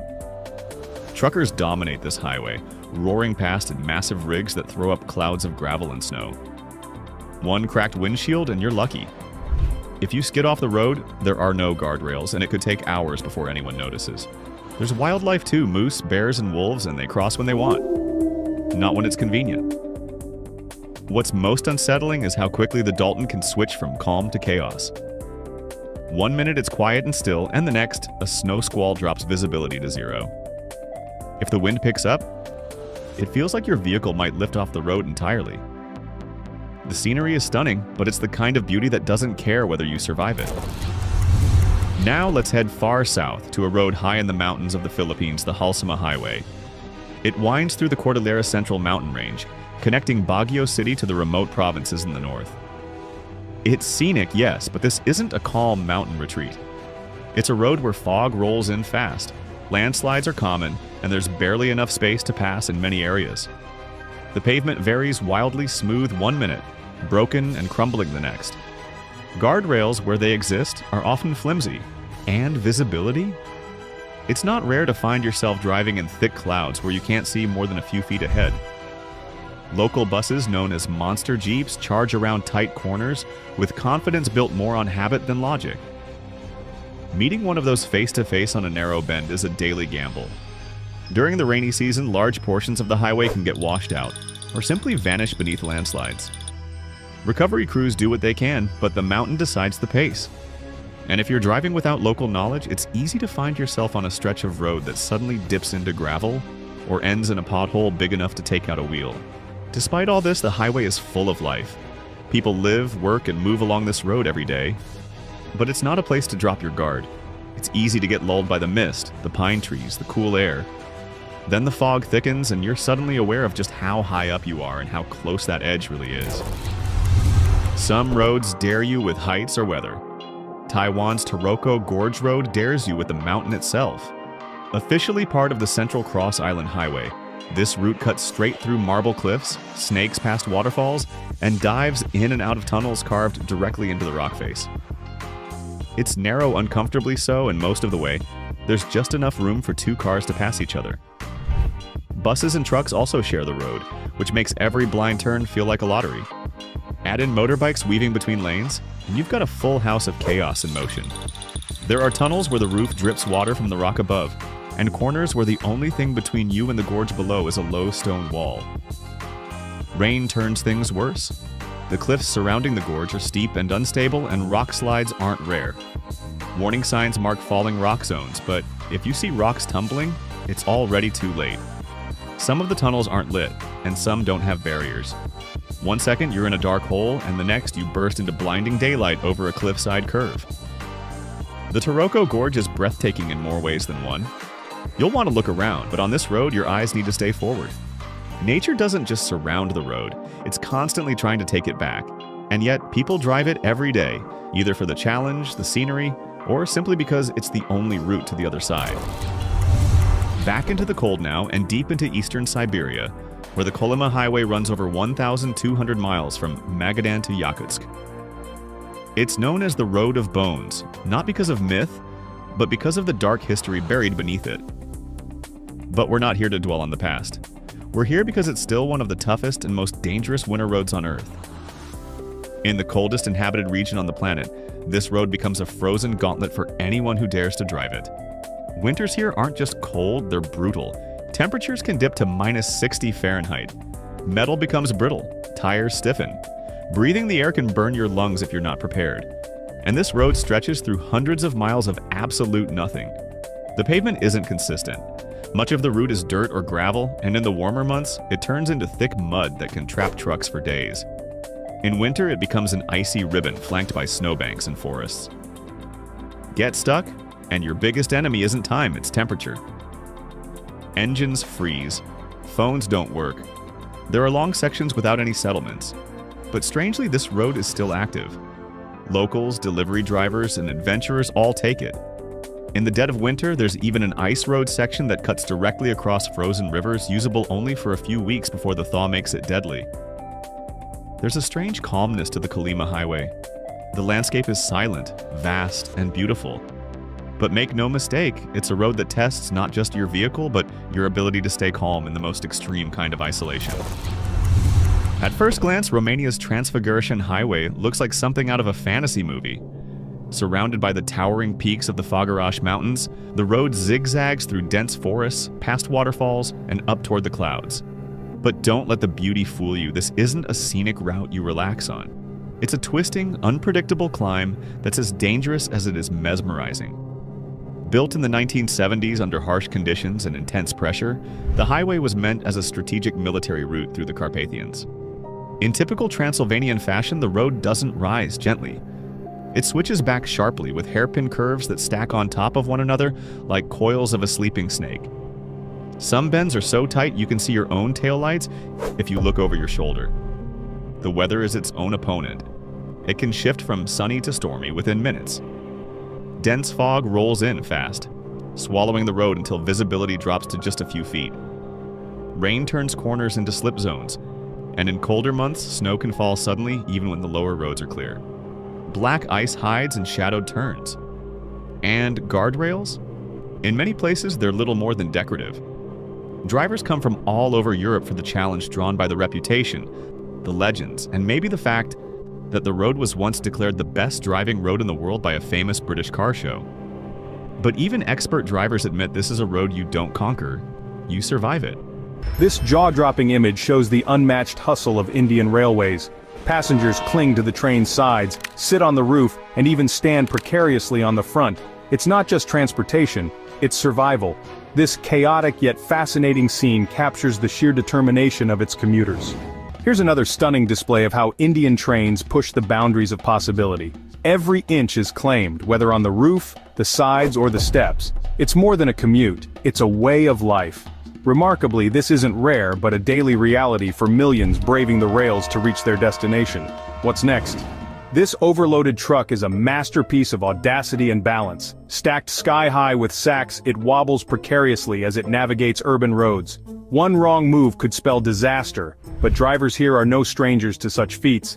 It's a daring display of ingenuity, but how far can it push its limits? Let's find out in the next jaw-dropping scene. This overloaded tricycle is a marvel of human grit and determination. Cardboard, bags, and goods tower above the rider, threatening to topple at any moment. With one pushing and the other pedaling, they make teamwork look effortless. It's ingenuity on wheels, proof that where there's a will, there's a way. Packed with cheerful passengers, this boat seems to defy the laws of physics. There's barely an inch of space left as it glides across the water. While the mood is joyful, one can't help but wonder, how much is too much? These brave riders trust the river and their captain, hoping for a safe journey. But just how far can they stretch their luck? This photo seems like a scene from a nightmare, or perhaps a daring attempt to defy nature itself. A ship overflowing with passengers leans dangerously close to a cascading drop. Was this a celebratory cruise gone wrong or an overconfident captain pushing the limits? Either way, the sheer number of people packed on board is mind-boggling. Could this moment have truly happened? Or is it just a visual trick? Whatever the answer, it leaves us on edge, literally. In the Philippines, scenes like these aren't rare. They're part of everyday life. Whether it's school children perched on the roof or passengers hanging onto the back, jeepneys defy every definition of capacity. These vehicles carry not just people but also their goods, dreams, and resilience. It's chaotic, colorful, and utterly Filipino. Every ride tells a story, and this vibrant tradition keeps the nation moving. This overloaded car at a gas station is a snapshot of ingenuity meeting necessity. Passengers perch on the roof and cling to the sides, while the vehicle itself groans under the weight of goods and people. In many parts of Africa, this is a daily reality, a testament to making the most out of every available ride. Who needs a bus when you've got a trusty Jeep and some determination? In true resourcefulness style, this overloaded ride is a masterpiece of teamwork and optimism. Forget seatbelts. The real skill here is finding a spot to cling on to. It's chaotic, it's wild, but hey, it's India. Need a lift? Just hold tight and pray. Why use trucks when you've got a horse and sheer determination? This overloaded cart is piled so high it could rival a skyscraper, with passengers casually perched on top. The horse? Unfazed, it trots along like a true professional. It's not just transportation, it's an urban legend in motion. The question is, how does it not topple over? Only this fearless team knows the secret. In Afghanistan, overloaded jingle trucks are more than transport, they're lifelines. Piled high with goods like tires and sacks, they seem to defy physics on rugged mountain roads. Vibrant hand-painted designs turn each truck into a moving artwork, reflecting pride and tradition. Skilled drivers navigate treacherous terrain daily, balancing massive loads with precision. These trucks are a testament to Afghan resilience and resourcefulness. In sub-Saharan Africa, trains like this are more than transport. They're vital connections for people and goods. With passengers clinging to roofs and sides, these scenes highlight the overwhelming demand for affordable travel. It's a risky journey, but for many, it's the only option. Smiles and waves from the roof tell a story of resilience, community, and the daily struggle to move forward, no matter the odds. This is the reality of Indian train travel. Every inch of space, from the floor to the luggage racks, becomes a seat. Passengers sit, stand, or squeeze wherever they can, enduring hours of cramped conditions. Yet, there's a quiet resilience in their faces. A daily battle for a spot on the lifeline of the nation. In Vietnam, motorbikes are the ultimate workhorses, carrying everything imaginable, including enormous loads like these coils of tubing. This driver expertly maneuvers through bustling streets, balancing a precarious mountain of cargo. It's a daring feat of skill and ingenuity, proving that no load is too big for Vietnam's two-wheeled wonders. From oversized styrofoam boxes to towering stacks of goods, Vietnam's motorbikes are the ultimate multitaskers. This rider, balancing a mountain of lightweight yet bulky packages, epitomizes the daily hustle on the country's bustling streets. Here, no cargo is too unconventional to transport. Carrying massive steel hoops, this motorbike defies logic. Strapped carefully yet precariously, the load turns the humble bike into a towering spectacle. Vietnam's streets may be narrow, but the determination to move such oversized cargo is boundless, and so are the solutions. The streets come alive with splashes of color as a rider transports giant rolls of vibrant plastic tubing. With every twist and turn, the motorbike feels like a mobile art installation, proving that even in the chaos, there's room for creativity and practicality. As night falls, a motorbike adorned with a cascade of balloons takes center stage. It's not just cargo, it's a show on wheels. This rider's journey reflects the resilience and ingenuity found across Vietnam, where every trip is both a challenge and a celebration of human adaptability. On this stretch of road, two overloaded vehicles steal the show. A car and a truck, each carrying passengers perched on roofs and clinging to sides, make for a daring combination. It's a scene of shared ingenuity. Every inch of space is used. This iconic image captures the sheer intensity of train travel in Bangladesh. Passengers cling to every available surface: roofs, sides, and even the front of the engine. For many, it's the only way to commute during festivals and holidays. It's chaotic, yet it symbolizes unity and determination in every journey. This motorbike takes cargo hauling to the extreme, stacked with an almost comical amount of styrofoam boxes. The rider is barely visible beneath the towering load, making it a balancing act worthy of applause, or concern. It's not flashy, but it gets the job done, no matter how precarious it looks. This Thai pickup redefines max capacity, with stacks of colorful crates piled impossibly high. Secured with ropes and sheer optimism, it's a rolling tower of cargo. The lone spare tire hanging on adds a touch of comedy, and maybe a bit of hope. It's a feat of daring ingenuity, but let's hope the road ahead is smooth. This motorbike carries an unbelievable load of woven baskets, almost entirely hiding the vehicle underneath. As it teeters down the road, it's clear that the only thing holding it all together is experience and a bit of luck. It's a scene of determination, common on African roads, where necessity meets innovation. Just down the same road, another overloaded vehicle takes on a new challenge. Tons of bananas stacked on every inch of its small car frame. It's a precarious load that looks ready to burst, but somehow stays intact. The contrast between the two vehicles highlights the creativity in using whatever's available to transport goods. Not far behind, a van covered with colorful grass huts and passengers on top takes the concept of a mobile home to the next level. It's a festival on wheels, blending practicality and cultural significance. Together, these vehicles paint a vivid picture of life on African roads, resourceful, vibrant, and unstoppable. This van seems determined to defy the laws of physics. With mattresses, buckets, and even a spare wheel strapped to every available surface, it's a rolling inventory of someone's life. Despite the chaotic arrangement, it all somehow holds together, proving that with enough rope and creativity, anything is possible. Nestled in a rural landscape, this car seems to redefine overloading. It carries a staggering stack of firewood, towering precariously over its brightly painted body. The dedication to transporting essential fuel for cooking and warmth speaks volumes about resilience, even if safety takes a back seat. This tricycle isn't just a mode of transport, it's a mobile party. Packed with joyous children waving and cheering, the rider seems unfazed by the sheer number of passengers. This image encapsulates the vibrancy and community spirit of daily life, where limitations are merely challenges to overcome. Piled high with sacks nearly bursting at the seams, this old sedan transforms into a modern-day pack horse. On dusty roads dotted with grazing sheep, this scene captures a relentless determination to move forward, even when the vehicle itself seems on the verge of collapse. Crammed with everything from bananas to grain sacks, this truck braves bustling market streets with a mountain of goods, and a few passengers perched on top for good measure. It's a vivid portrait of local ingenuity and the sheer grit it takes to make commerce thrive, no matter the constraints. In the bustling streets of West Africa, vehicles are often redefined as mobile lumber yards. One pickup truck, bravely teetering under an impressive tower of firewood, seemed to be on a mission to supply every stove in the neighborhood. With physics on the brink of rebellion, one wonders if the driver took a side job as a wood sculptor. Perhaps there's an untapped Guinness record for most precariously loaded truck. Meanwhile, in a rural market, a humble Peugeot stood proudly, not as a car, but as a sugarcane fortress.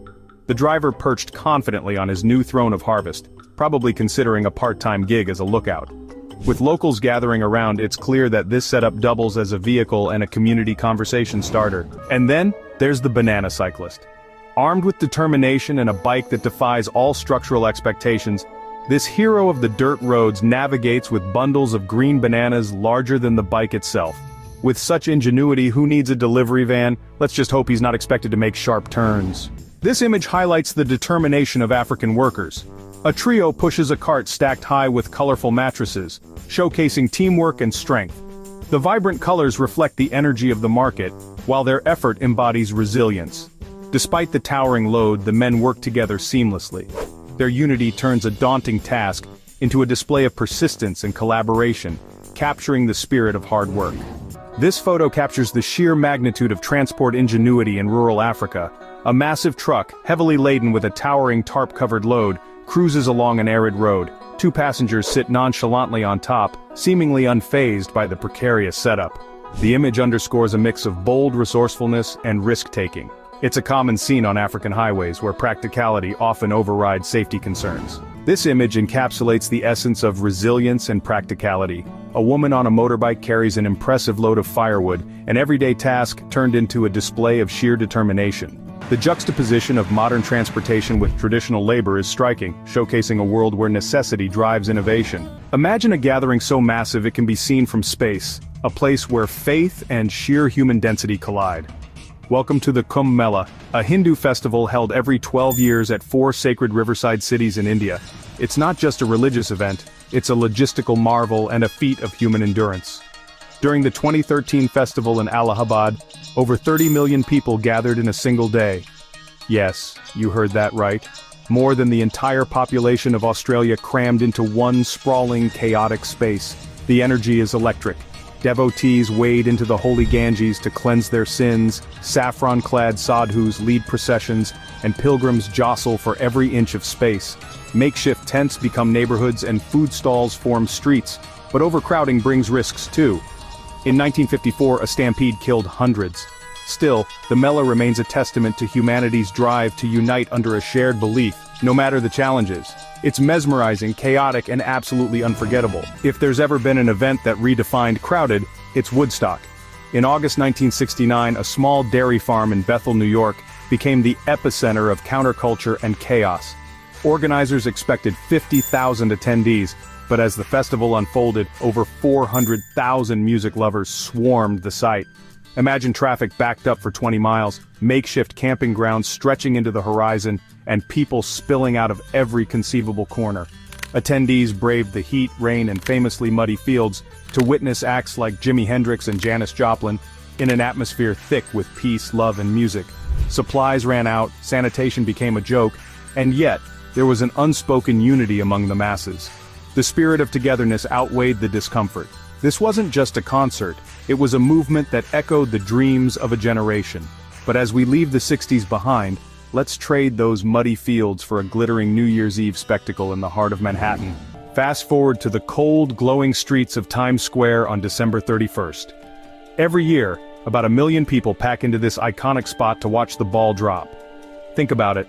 Shoulder-to-shoulder crowds filling the streets with no personal space in sight, braving freezing temperatures for hours, sometimes over 12, just for that magical moment of countdown euphoria. The energy is palpable, a sea of party hats, confetti, and light-up glasses, all under the glittering kaleidoscope of digital billboards. You can hear 1,000 languages being spoken, as tourists from every corner of the globe join locals to ring in the new year. Sure, finding a bathroom is impossible, and the smell of hot dogs mixes oddly with the frigid air, but no one seems to care.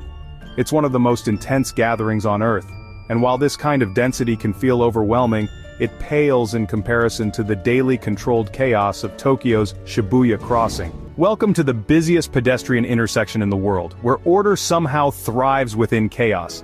Shibuya Crossing is not just a crosswalk, it's a marvel of human coordination. Every day, up to 3,000 people surge into the intersection during a single light change.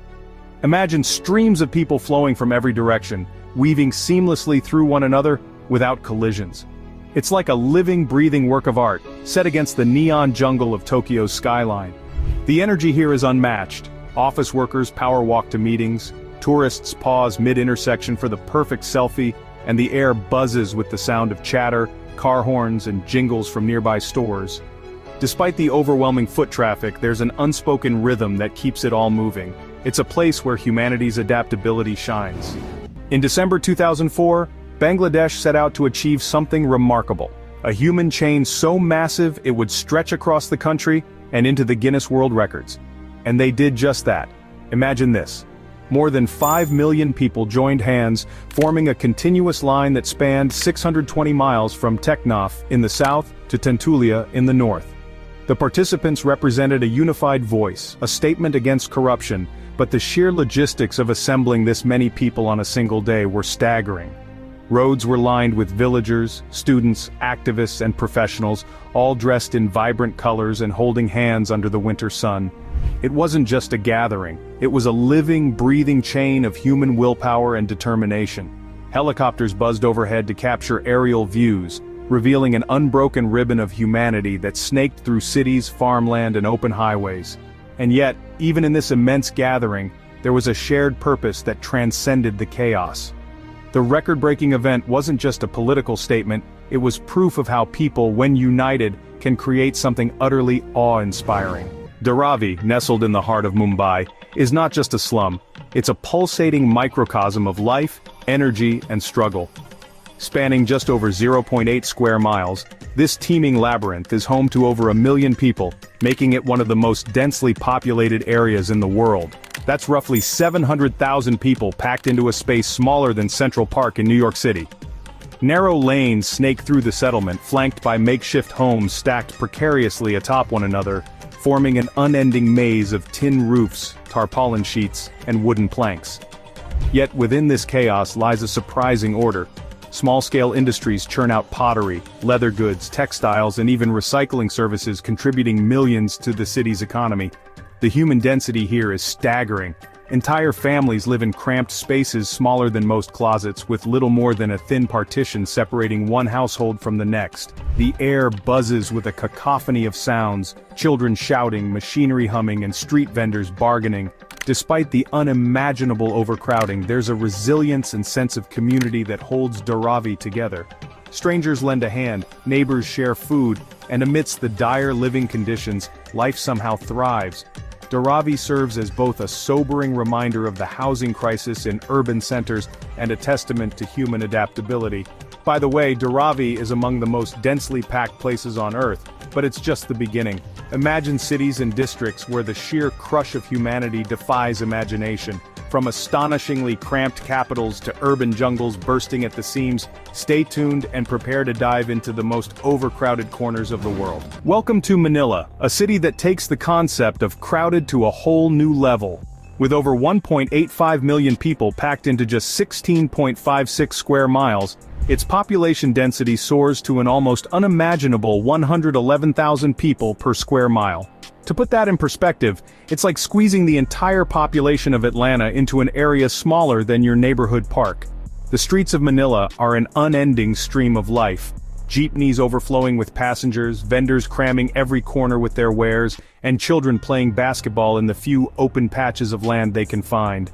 Even the tiniest alleyways are transformed into bustling micro-communities, with people cooking, eating, and living within inches of each other. Despite this overwhelming density, there's a vibrancy that Manila wears proudly. From the neon-lit karaoke joints to the markets where the aroma of sizzling street food mingles with the chatter of traders, the city is alive in every sense of the word. Yet there's also a sobering side. Overcrowding brings challenges like housing shortages, traffic gridlocks, and a constant battle for resources. Families often live stacked on top of one another in shanties, making every square foot a lifeline. If Manila is crowded, Mumbai takes things to another level. Often called Maximum City, Mumbai is a melting pot of dreams, opportunities, and an ocean of humanity. With over 20 million people packed into an area of 233 square miles, the density here can reach up to 73,000 people per square mile in some neighborhoods. In districts like Baikula and Parel, sidewalks double as makeshift homes, while local trains, designed to carry 1,700 people, often swell to over 4,000 passengers during rush hour. It's a daily dance of squeezing, pushing, and somehow finding space to breathe in the chaos. Yet, Mumbai thrives on its relentless energy. From Bollywood film studios to the financial hub of Dalal Street, the city is the beating heart of India's economy and culture.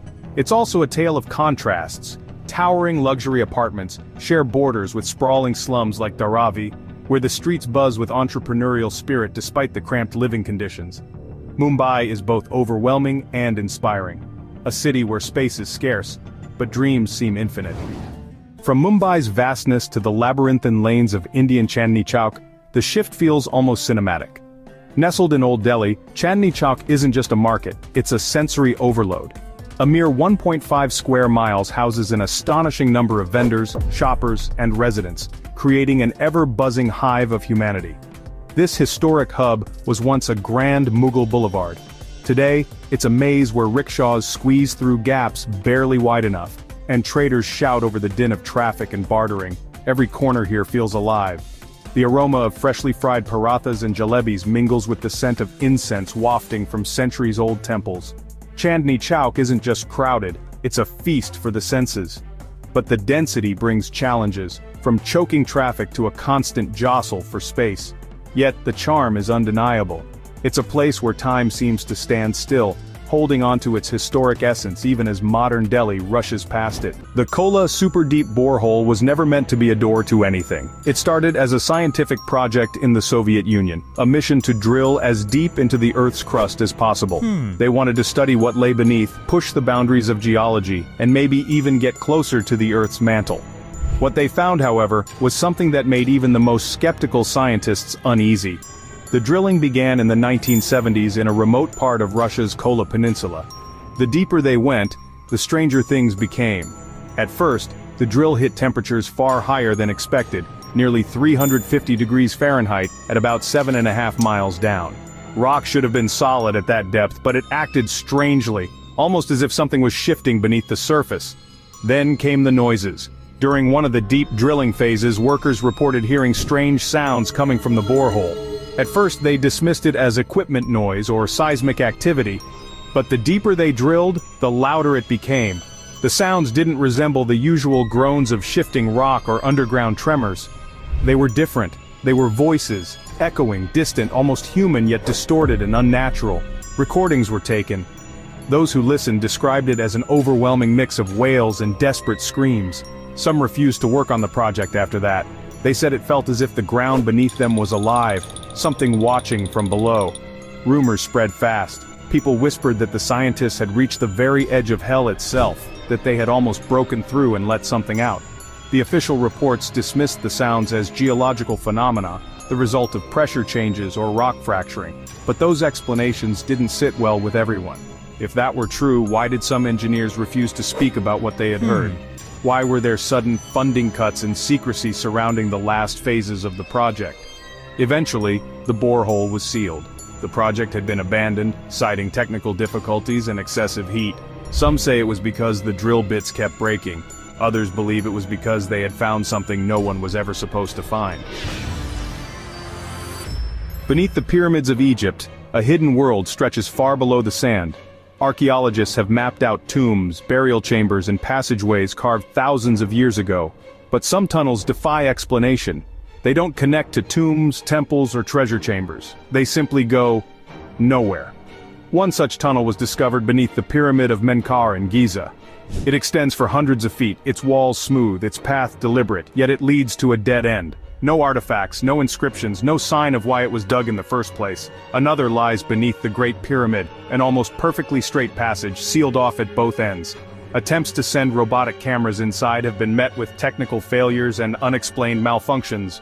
Who built these tunnels and for what purpose? Some theorists believe they were escape routes, others say they hid something never meant to be uncovered. But here's the real question.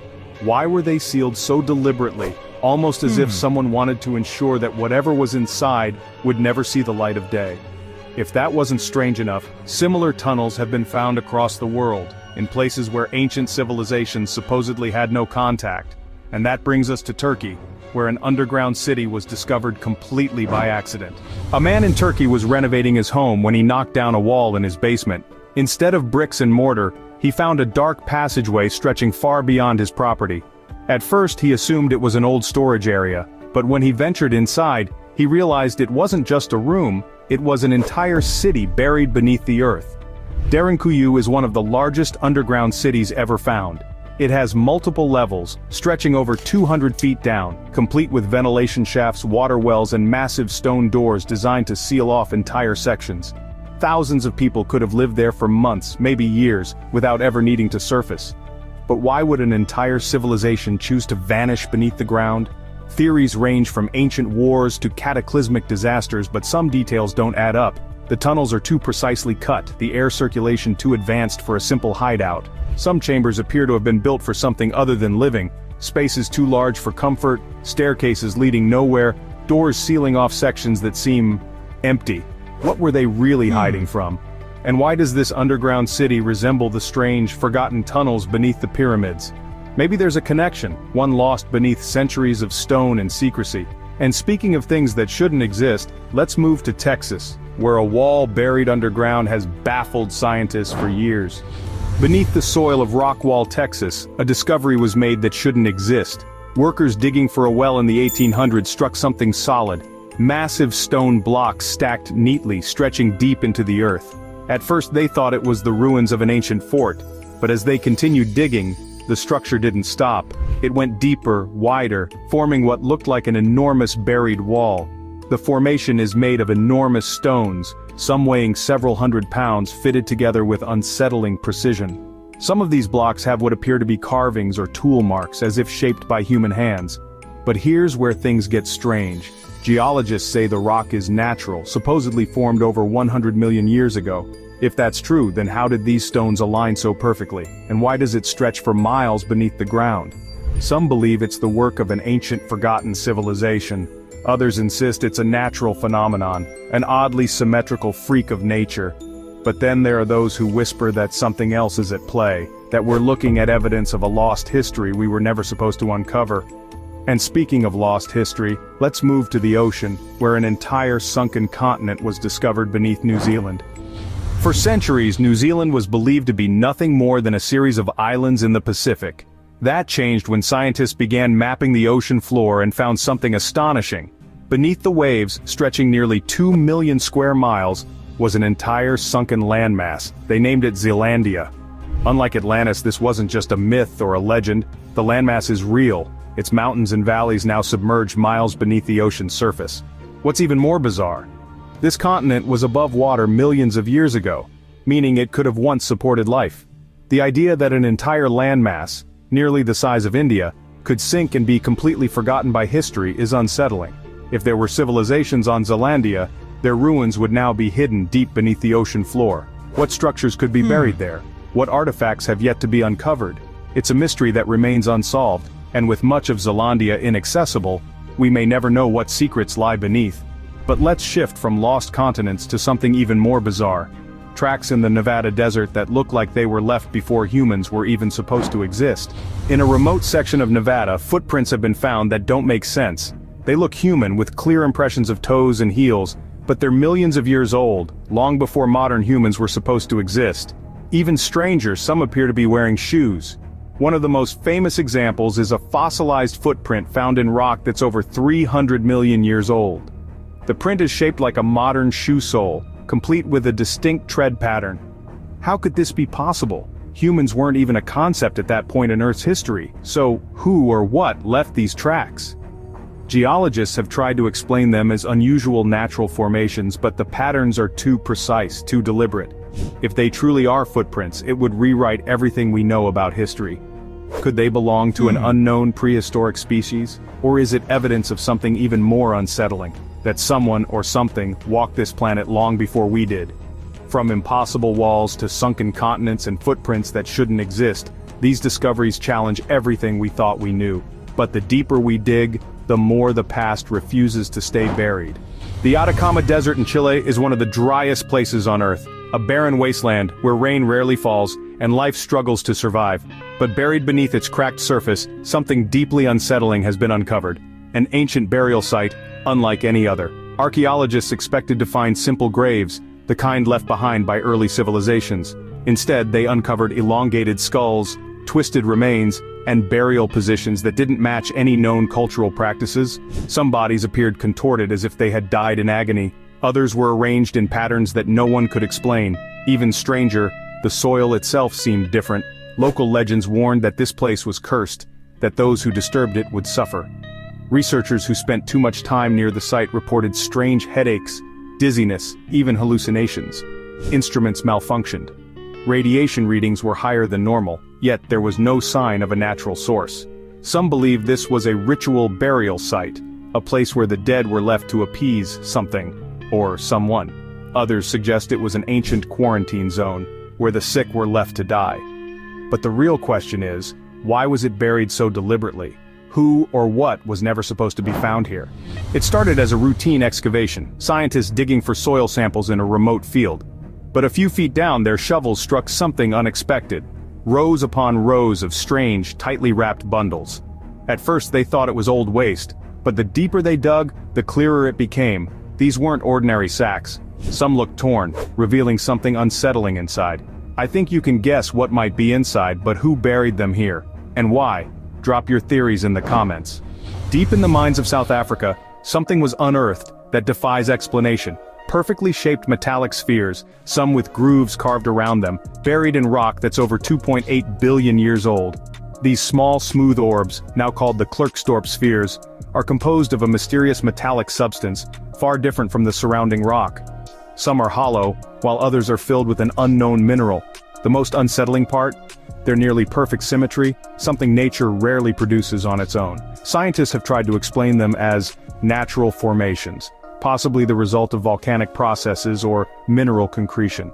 But if that were true, why do some of these spheres have precise parallel grooves etched into their surface, as if someone or something deliberately carved them? The idea of intelligent design is troubling because the rock layer where they were found dates back billions of years, long before humans, long before even the most primitive known life forms. This discovery led to theories ranging from ancient advanced civilizations to objects left behind by an unknown species. Some even speculate they could be remnants of a lost technology, something so old that all traces of its creators have been wiped from history. The spheres remain locked away in museum collections and research facilities, but their existence poses an unsettling question. Are we really the first intelligent species to walk this planet? If something like this was found deep underground, what could be waiting for us beneath the ocean? This brings us to the waters off the coast of Portugal, where divers stumbled upon something impossible, an underwater pyramid. The Azores, an isolated archipelago in the middle of the Atlantic Ocean, has long been surrounded by legends. Some claim it was once part of Atlantis, a lost civilization swallowed by the sea. But in 2013, something was discovered that turned myth into mystery. A massive pyramid-shaped structure resting on the ocean floor between the islands of São Miguel and Terceira. A local sailor first detected it using sonar. The shape was unmistakable. A four-sided pyramid, with its peak nearly 130 feet below the surface. It seemed too perfect to be a natural formation. When researchers investigated, they found that the base of the pyramid covered an area larger than a football field. The angles were sharp, the structure precise, as if it had been deliberately built. Here's where things get even stranger. Historical records suggest the Azores were uninhabited until the 1400s, when Portuguese explorers first arrived. If that's true, then who built the pyramid? Some theorists believe it could be the remains of a prehistoric civilization, one that existed before sea levels rose and swallowed entire land masses. Others suggest it could be linked to Zealandia, the lost continent buried beneath New Zealand's waters. But there's another possibility. What if the pyramid isn't ancient at all? Some reports suggest its surface is too smooth, too well preserved, leading to speculation that it could be something else entirely. A base, a beacon, something that was never meant to be found. If the ocean is still hiding structures like this, what else could be buried beneath the waves, waiting for someone to dig just a little too deep? A strange object was found near Olancha, California in 1961, something that seemed to be a manufactured device encased in rock.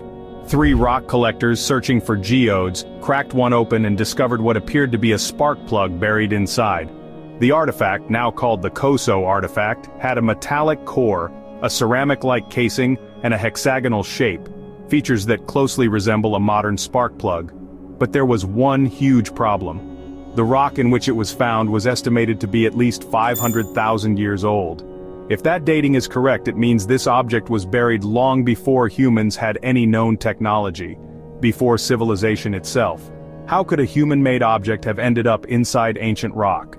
Some argue that the dating was wrong, that the rock may have formed around the object due to natural processes, but even that explanation raises questions. How did something so precise and artificial become embedded in a solid stone? Others suggest a more unsettling possibility, that the Koso artifact is evidence of an advanced civilization that existed long before recorded history, a species that may have reached a technological peak, only to be wiped out by time, disaster, or something unknown. And then there's an even wilder theory. What if the object wasn't made by us at all? Could it be a remnant of something, or someone else? The Koso artifact remains one of the most controversial discoveries in archaeology. It has vanished from public view, with some claiming it was misplaced, while others suggest it was hidden on purpose.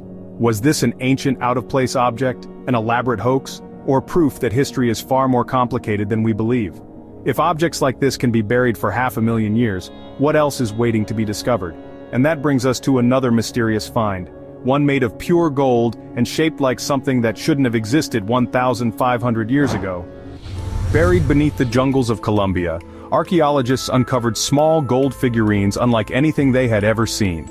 These ancient relics, part of the Quimbaya treasure, were crafted around 1,500 years ago by the Quimbaya civilization. Most of their artifacts resembled animals, people, and deities, things you'd expect from an ancient culture, but among them were a handful of objects that looked eerily familiar to modern eyes. These small golden figures had aerodynamic shapes, tails, wings, and upright stabilizers. Some had delta-shaped bodies like modern fighter jets. Others had curved, streamlined features that seemed designed for flight. Experts at first assumed they were stylized birds or insects, until model makers built scaled-up versions and discovered that they could fly. With the right proportions, replicas of these artifacts became functional aerodynamic models, something that should have been impossible for an ancient civilization with no known knowledge of flight. So what exactly were these objects? Some believe they were symbolic representations of mythical creatures. Others think they could be evidence that the Quimbaya people had knowledge of aerodynamics long before the first aircraft was ever built. But then, there's the theory that these aren't representations at all. Maybe they were models of something real. Were these golden objects based on actual flying machines that once soared over the jungles of South America? Mainstream archaeology dismisses the idea, but the resemblance is undeniable. Were the Quimbaya people inspired by something they saw in the skies, or did they simply create objects that coincidentally resemble modern aircraft? If the answer is the first option, then the real question is, who or what was flying those machines? In 1974, a group of farmers in China's Shanxi province was digging a well when they hit something solid. At first, they thought it was just another rock, until they cleared away more dirt and saw a face staring back at them. A face made of hardened clay, frozen in time. They had no idea that they had just stumbled upon one of the greatest archaeological discoveries in history, the Terracotta Army. What lay beneath their feet was far beyond a simple collection of statues. As excavation teams arrived, they uncovered thousands of life-sized warriors, each one unique, with different facial expressions, armor, and weapons. The soldiers stood in formation, protecting something or someone. Soon, researchers realized they were guarding the tomb of China's first emperor, Qin Shi Huang. But there was something unsettling about the site. The deeper they dug, the more they realized that the tomb itself remained untouched. Ancient texts warned that the emperor's burial chamber contained rivers of flowing mercury, traps designed to kill intruders, and secrets that were never meant to be uncovered. The Chinese government, taking these warnings seriously, decided not to open the tomb, leaving its contents hidden beneath the earth. To this day, no one knows what truly lies inside. Could there be more than just an emperor's remains beneath the surface? Some believe that deeper within the tomb, untouched chambers hold unknown artifacts, lost knowledge, or something even stranger. The mystery remains, and the emperor's final resting place continues to guard its secrets, just as it has for over 2,000 years. And while some discoveries are too dangerous to explore, others have been preserved naturally, hidden underwater for tens of thousands of years. Off the coast of Alabama, a discovery was made beneath the waves, an entire ancient forest preserved for 60,000 years. Hidden beneath the seafloor, it had remained untouched since the last ice age, a time when this part of the ocean was dry land. It wasn't until a hurricane stirred up the seabed that divers got their first glimpse of what lay below. What they found was stunning. Massive cypress trees, their trunks still intact, their wood so well preserved that when cut, it still released the scent of fresh sap. This wasn't just driftwood, this was a fully preserved prehistoric forest, complete with root systems, logs, and stumps exactly as they had been thousands of years ago. Scientists believe that the forest was buried in sediment and protected from decay, only to be revealed now due to shifting ocean currents. But here's where things get eerie. The trees aren't just dead fossils, they're teeming with life. Bizarre, unknown species of marine creatures have made the submerged forest their home, some of which have never been seen before. Could this sunken landscape hold more than just ancient trees? What else might be lurking in a place that has been sealed away for so long? A lost world hidden for millennia, suddenly exposed for the first time in human history.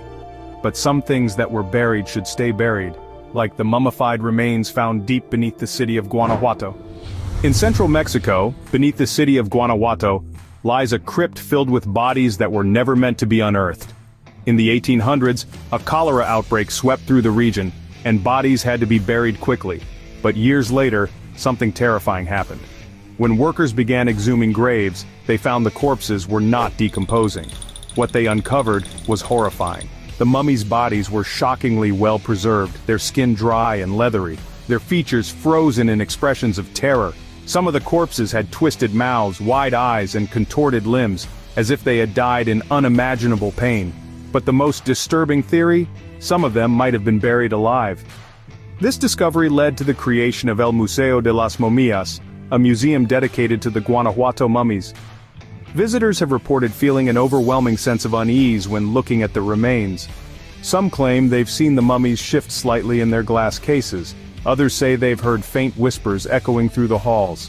Whether it's the power of suggestion or something far stranger, one thing is certain: these mummies were never meant to be disturbed.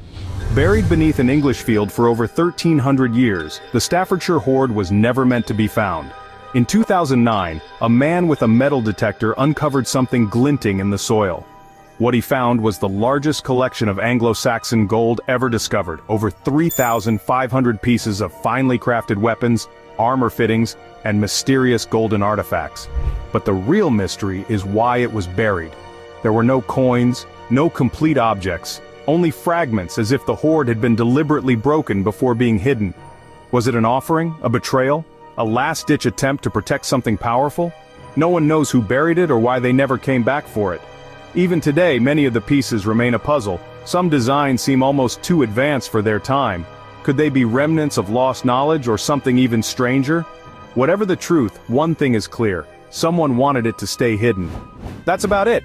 Write in the comments which find surprised you the most. For more useful information, watch other videos. Fat men competing for brides, ghost masks, treehouse homes, and people who knew space before scientists. These tribes redefine everything you know.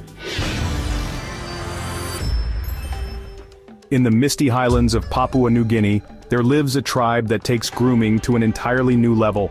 Meet the Huli Wigman Proud Warriors, who literally grow their own ceremonial wigs from their hair.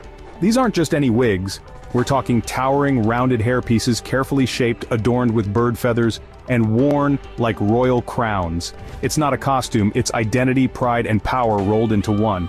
From a young age, Huli boys are taught how to care for their hair. Once they reach adolescence, they enter a secluded camp where they begin the meticulous process of growing and preparing their hair for its transformation.